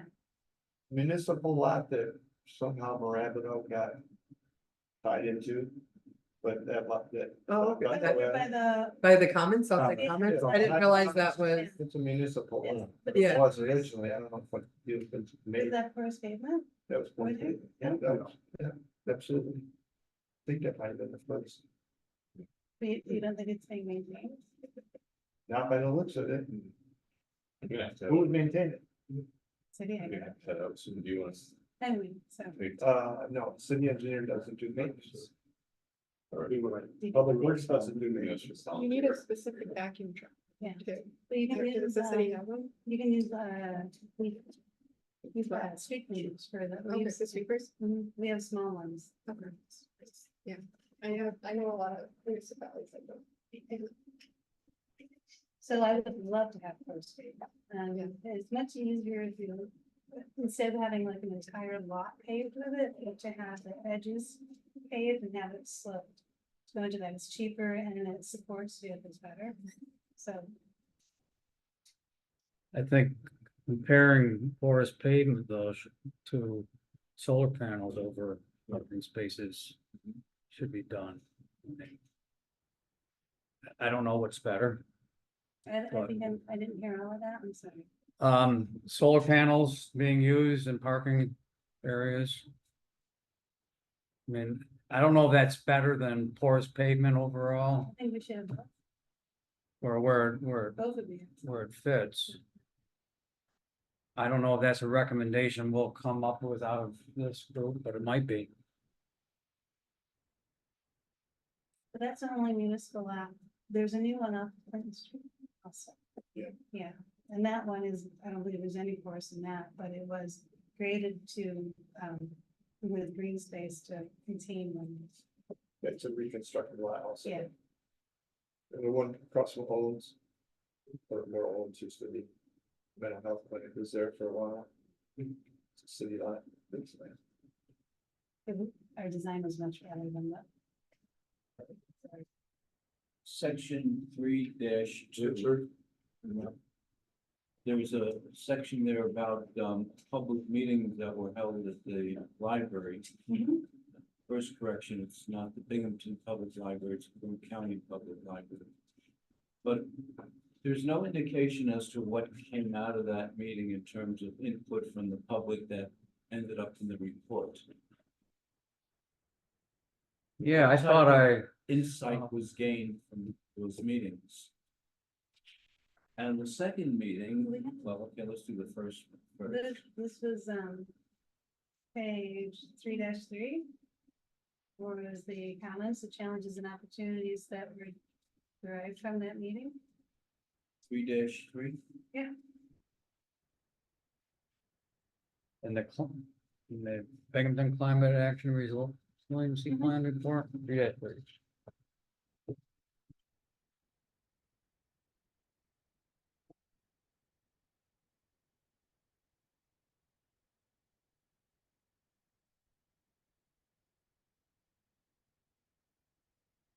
We put up poster boards with different sections of the plan and had people write comments, opportunities and strengths. What they liked about it after our presentation. And when we held the pop-up, sessions, we had people write in So the comments. comments were on that one sheet that showing the comments that came out of that. This year. Yeah, the top. Yeah. Yeah.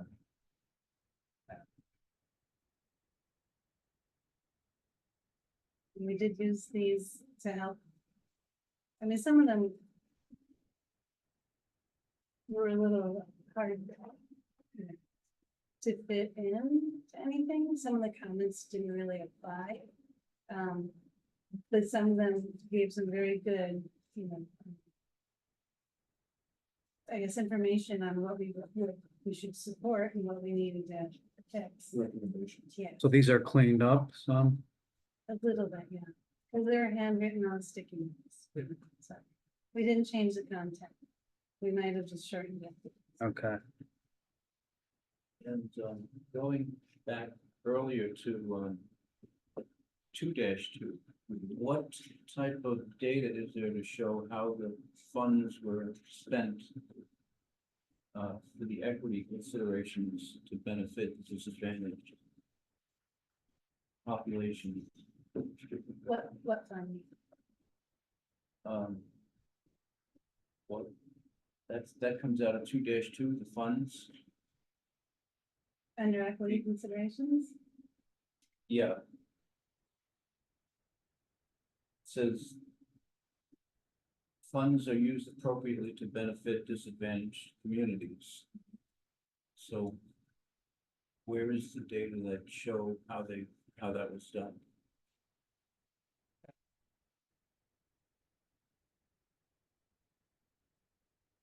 The city of Binghamton is like 80% disadvantaged community, so basically, when we use money to reduce flooding, it affects, I mean, the downtown area was hit the hardest, and all of the resiliency funding, a lot of it went towards areas that were disadvantaged.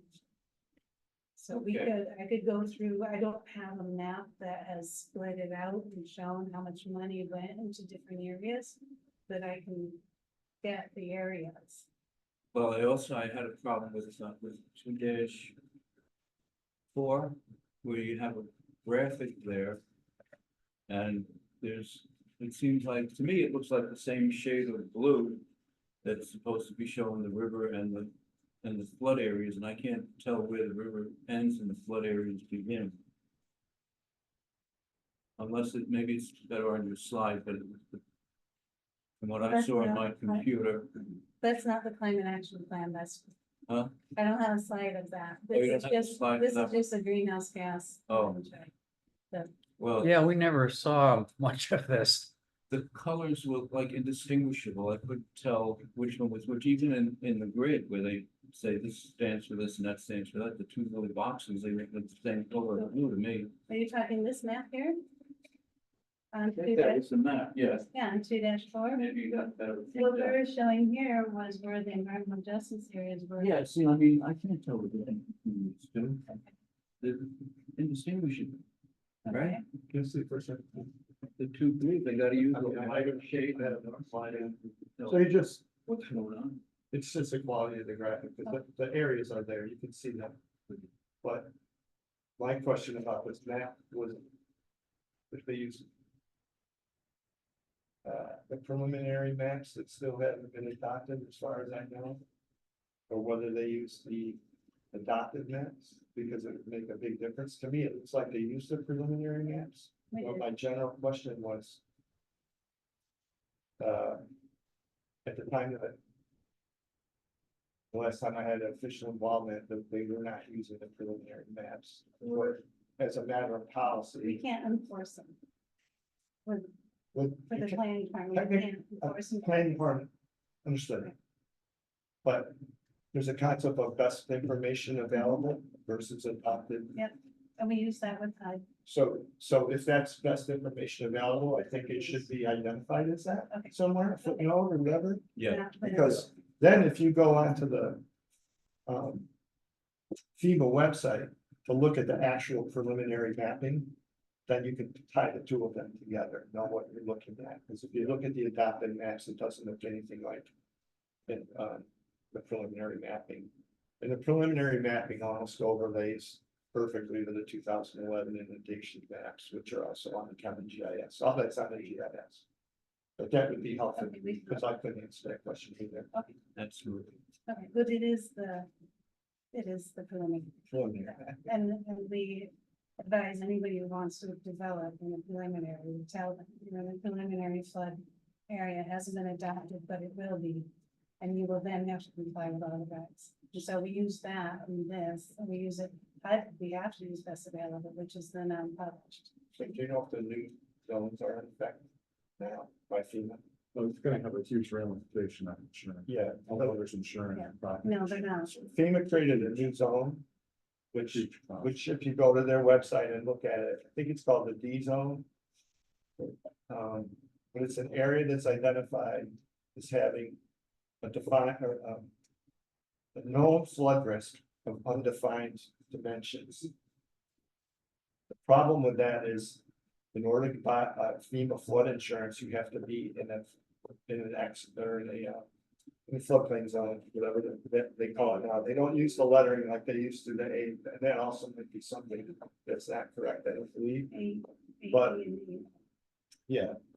So, anyway, in this new zone. The concern and it affects over 600 homes just on the east side. That are in these mapped areas, unadopted, so now unofficial. But banks could say, you have to get some kind of insurance before we'll give you a mortgage. But they can't buy federal flood insurance, so it's like, what insurance do they buy? I talked to a realtor from Sarah, Pennsylvania about 3 months ago, and she said. Insurance companies are selling quote unquote flood insurance, not to be confused with FEMA flood insurance for those types of homes. But, you know, I've been like crying wolf about this for years, since the flood, basically, that, Well, they'd be certified. because what it means is that cash buyers will have precedence, because banks, people won't be able to finance through banks. Cash buyers tend If to you don't have the insurance. speculated landlords, and they're in poor neighborhoods to begin with. And this is where it's relevant to your discussion about equity and those at-risk neighborhoods. A good example is the corridor in First Ward that was flooded along Trout Brook. Trout Brook, which a Okay. lot of Trout Brook should have been corrected. Huh?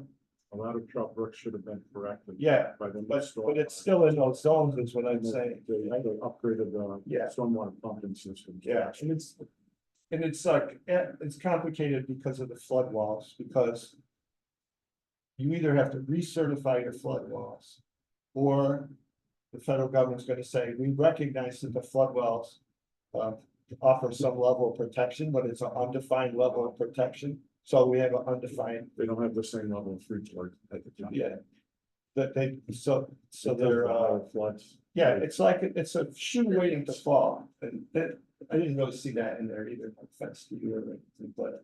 To me, that would be like, should be front and center when you talk about flood resiliency, it's like this economic component. Yeah, you're looking at property owners possibly claiming flood insurance that duplicates the cost of their real estate. Like the mortgage, right, know their taxes, yeah, And well, would you? what kind of goal? Would you drive from that? Well, it would make the discussion around the flood walls like much more compelling. It would make,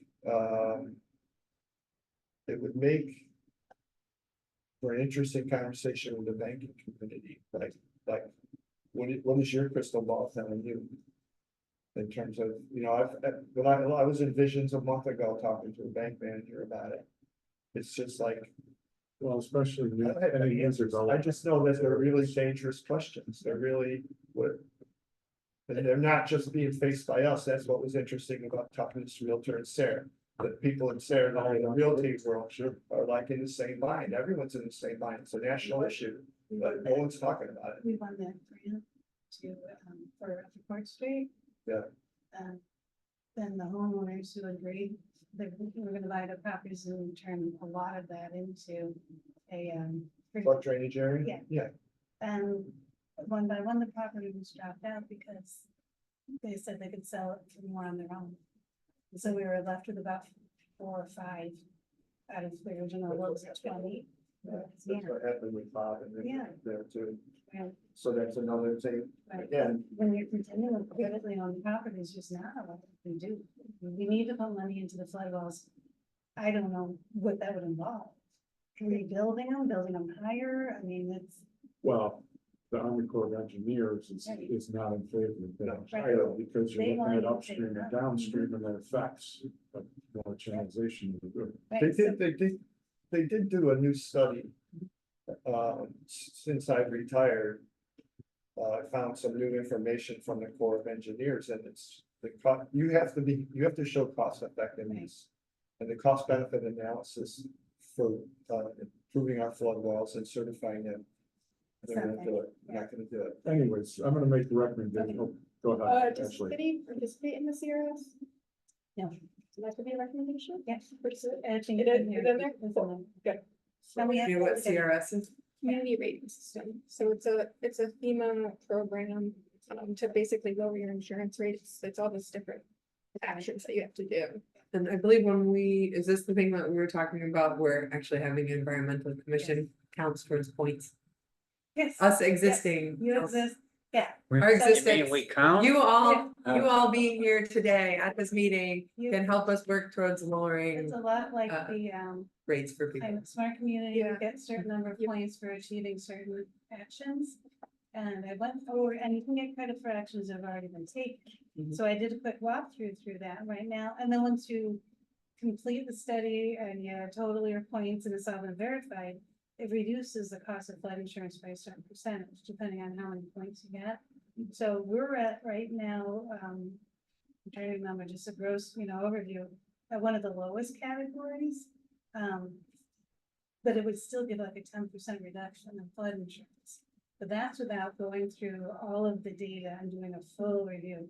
But I think that we can easily hit the higher number just from work that's been done, work that's been proposed, but yeah, that would be So it it is, would be at least 2 more people on staff if we could get. so it is Yeah.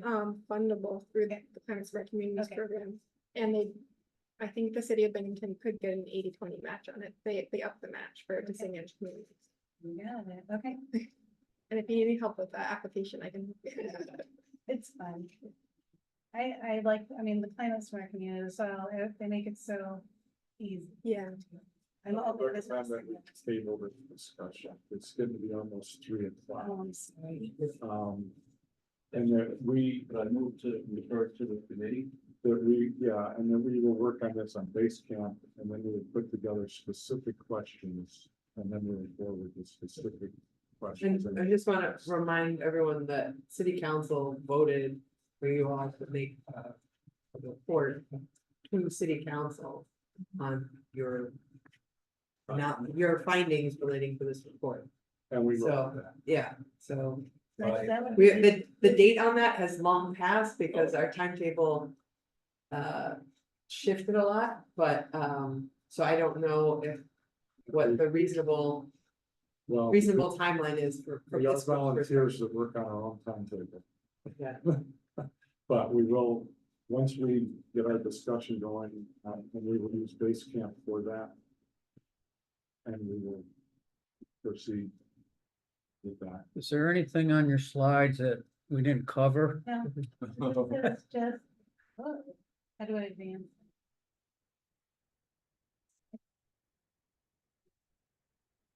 There, There we go. just a little No, stuff. these are the sections from the actual study, so there's nothing, nothing new, nothing different. So, So I think one thing is helpful, I did upload it to base camp today, was a report that goes to the Climate Smart Communities New York State website. So there's a lot of stuff on there, and a lot of the information is there, so. A lot of it is accessible there. That's Yes.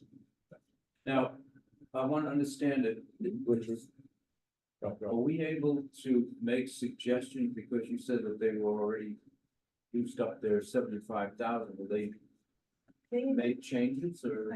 this I have in Word. This one. This, they gave it to me in some fancy PDF, but I don't have the software to modify, so I'm. So, well, rather than us Position to individuals, get, we're gonna go to base camp, we're gonna use that. Send one We're gonna document. Pull all our stuff together, we can answer some of the questions within ourselves. we can look at the resources we have to look at the different reports and go back and forth to have our discussion. And then So, hopefully, yes, once we refine our questions and we've answered the questions we can internally, then we'll forward the questions and any requests we have at that point. I think that's the best way to that proceed. sounds good. I'd be happy to work with you to make this a better document. Yeah, and I think going forward, as I offered, having a pretty good understanding, at least how the department worked at one time, how things are operating now. I just know what is possible. And there, we'll turn back to the department head director. I asked that Josh come from Public Works today, Yeah, in the but anyways, we have specific questions there, so we'll go through with our conversation and base camp, and then I'll send the questions to the department heads. okay. Yes, Ashley. Is there an opportunity for this commission to become the Climate Smart Communities Task Force? I would love this. Yeah. I don't know how to. It do relates that. to like everything that we're working on. Yeah. Okay, Yeah, yeah, it's a resolution that gets. yeah, I was passed. gonna say, yeah, Yeah. cause city council can, like we did in terms of making this group responsible for generating the report to council about this report. A report on the report, it's good. But we can delegate specific tasks to this group, but I can also check with our, if this is something everybody is on That would board make for, I can check with Yeah. the attorney, with corporation counsel. So let me make sure I get the wording right. What was it called? It was, It was just the. Climate Smart Communities Task Force, and I can, It was have a- pretty big. It was well beyond the size of. yeah, yeah, usually they're about like this size, yeah, and I'll send you the mock resolution template. oh, You yeah, you guys already passed one to recognize, the committee that you had for this, so it would just be it would be us instead of them, basically. okay, them. yeah, Yeah. yeah, if you, and Luke already knows I- how to submit an I RL. did submit an RL as far as committees and getting outside numbers, outside the commission into our committees. Like, and that would make a perfect. Submitted already? Yes. For work session Monday. I haven't done the other ones yet. Going over them, but he's supposed so long, he's supposed to be one getting his that's going. Well, now, I was waiting for it, right? We're gonna send you It's this. the other demo. And if we the task force for this, I Yeah. think that would make perfect sense. And then. That has to be considered, But we can discuss that. like, that would have to be. So is there any, I guess I'm interested in the timeline in terms of this. What's the next thing? Like this was going for the bronze and tracking stuff and but like, Plan? Yeah. where does this fit? It's a bigger picture. So they got bronze. Yeah. So you still get points for this, though it didn't count towards their bronze status, so they already met the threshold, so they'll get an extra like 16 points for this thing.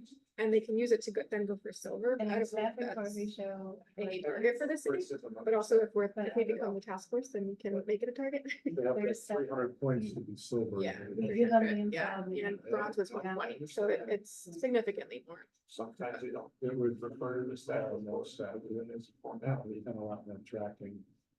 We do bring them back. Actually, it's, And a lot of, so I work with a lot of task forces, and a lot of them are volunteer based as well. But you need people in the city or whatever community to get you, information and be able to, that are open to like policy changes and stuff like that. Yeah. This is a bit of a procedural question, but we have a climate action and resiliency committee or subcommittee. That fits in with the report. But it sounds like maybe the whole It's commission should be yeah. looking at this. So, all right. We'll have to figure out what to do with the committee. I don't know. Just make. the committee- It was a big committee anyway, now. Committee of It's the most whole. of us. Yeah. Right. All right, well, I think we're done with Dr. Burling. Yeah, for me. but. So if, Yes. if Thank you you- very much. yes, thank you, yeah, Yes. go for it. In your membership, it's where it says planning commission ex officio. Yeah. I heard you kind of, I didn't. Yeah, I I'm understand. going to pull it back up the, I'm pretty sure I double checked it multiple times at the, let me pull it back up, that it says, I initially, when I reached out to you months ago, that I misread it as planning department because DPW is on there and Right. Parks and Rec is on there and those are departments. Right. But then I believe when I reread it, It does, says planning commission. it says planning commission, not planning department. So you- then I had started right, that's in a the little weird, legislation. but that's in the, yeah, in the chart, I mean, it's something we could potentially put in. An RL to modify that language in the charter, but, maybe say cause planning I've reached out commission. now, I sent multiple emails to the head of the planning Nick? commission, yeah, who's at the university, it was a university email. Yep. And I've never received an email back. So, I was able to find that email because of Binghamton University email. Right. If it had been somebody's Gmail, I wouldn't have been able to get that, so. But yes, conceivably, we might consider putting in a request for a legislation change to make it planning department instead of planning commission. Might make more sense. Yeah, we've never had, I mean, in any of the other committees, you don't have someone from a commission on that. 'Cause, A commission on a commission. yeah.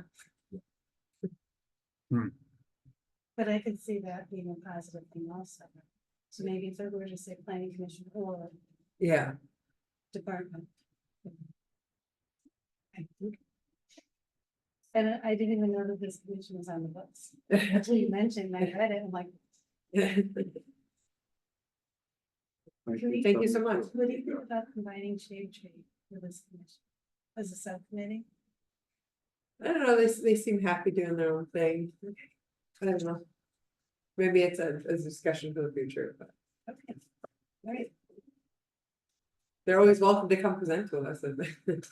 Thank you for your time. Oh, you're welcome, and thank you. And any comments, suggestions, improvements? Awesome. Yeah, appreciate that, thank you. Alright. Okay, so Eric is left. So do we want a motion to table all the rest of the?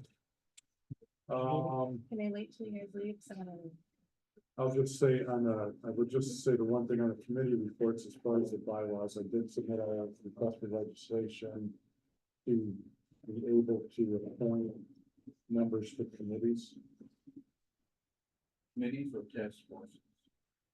Committees are task forces. And so that in the future we can bring in other city residents. Hopefully get some expertise, different things. I noticed on the task force that Ashley mentioned with the smart cities, there's a lot of people from industry. That seem to make sense. I know believe I know the person from Siemens that's in there. Who used to have, the city used to have a energy performance contract with Siemens, so they used to monitor a lot of the uses, had to do with the controls and a lot of things within City Hall and some of the other buildings. So that way, with them, they kept track of all that data as far as energy usage, so they can give you a report at any given time. Like in a day's notice usually, pretty quickly. We didn't do that one, What's that? the request to expand the list of ex officios. We did not. I didn't, like I said, I didn't put any other RLs in. I thought that one, bringing other people to committees was a priority. As far as the name, I think that's still kind of evolving about what we're gonna get into, so the name should fit. If we're gonna change the name of it, if we need to change the name of the commission, and putting RL into that, then it should be appropriate to what we're actually our function.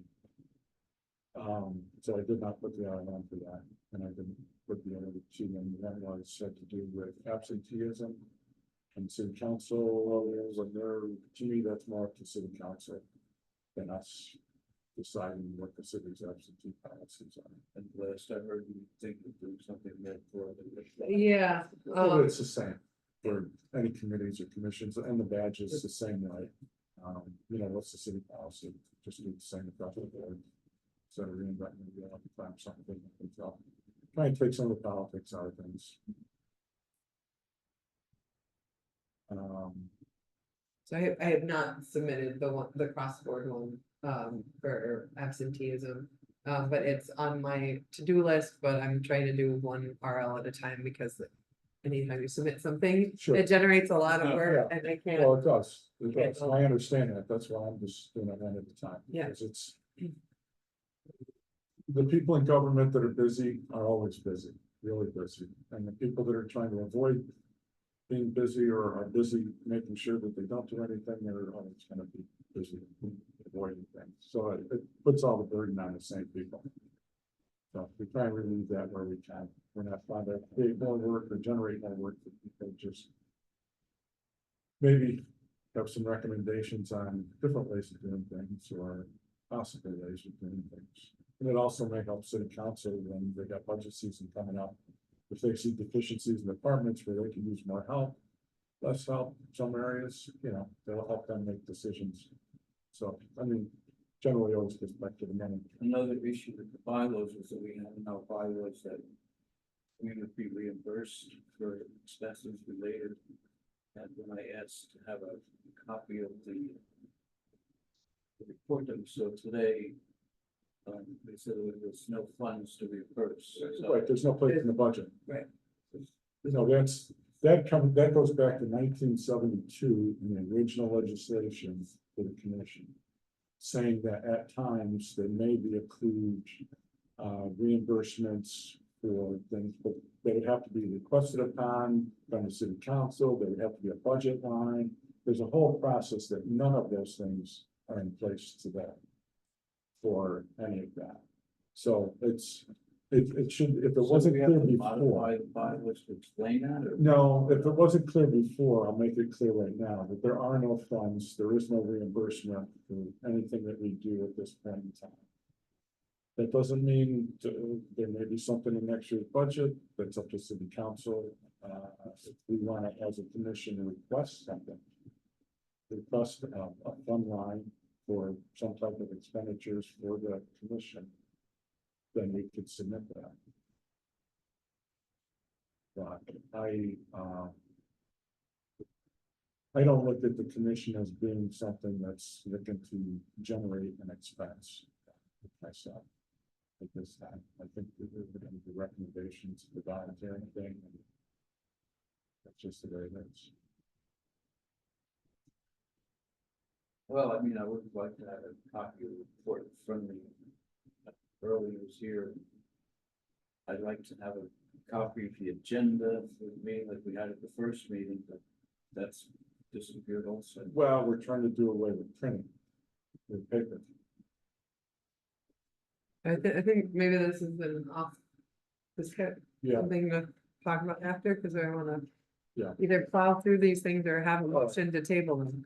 Okay, well, at this point, we went through the base camp. Yeah.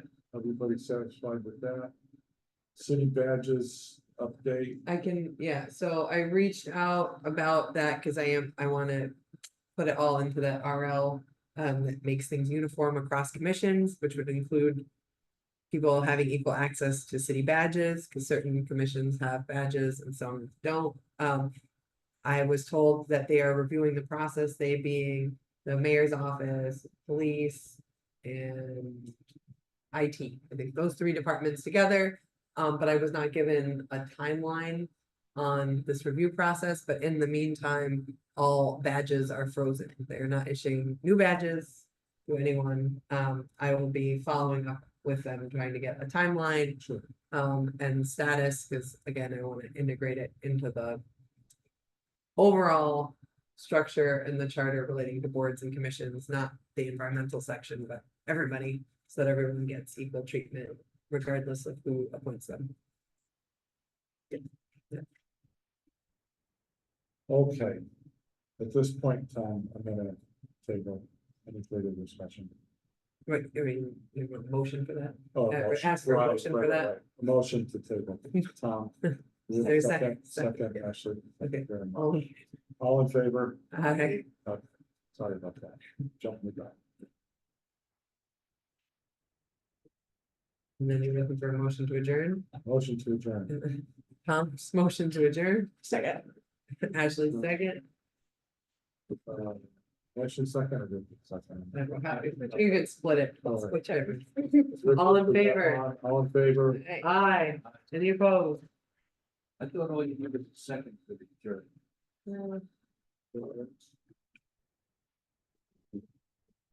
Never heard of it. Thank you all so much, and we gotta tell the clerks to turn off the recording. We had one meeting where somebody attempted to stop it and we lost our video. We definitely don't wanna don't touch the setup and be aware that that it is still recording. Well, thanks everybody that came today. Yeah. Time. Someone should check in when it's around. Are we, gonna be in touch about another meeting date, or do we have that already? Oh, so we forgot the next date, but are we just gonna go with the third? We're gonna Thursday? try and stick with the third Thursday. 1 p.m., right? Well, let's change it to 1:15 because they do their lunch and then the doors lock. Well, I think you wanna check with people's lunch hour. Not- I will find out and I will post it on Basecamp. And then if there's any discussion, we can discuss it on that. And I'll keep that updated. Does that sound all right? Yes. Clerk puts it on, city's website. City website, yeah. Well, yeah, it's, Okay, yep.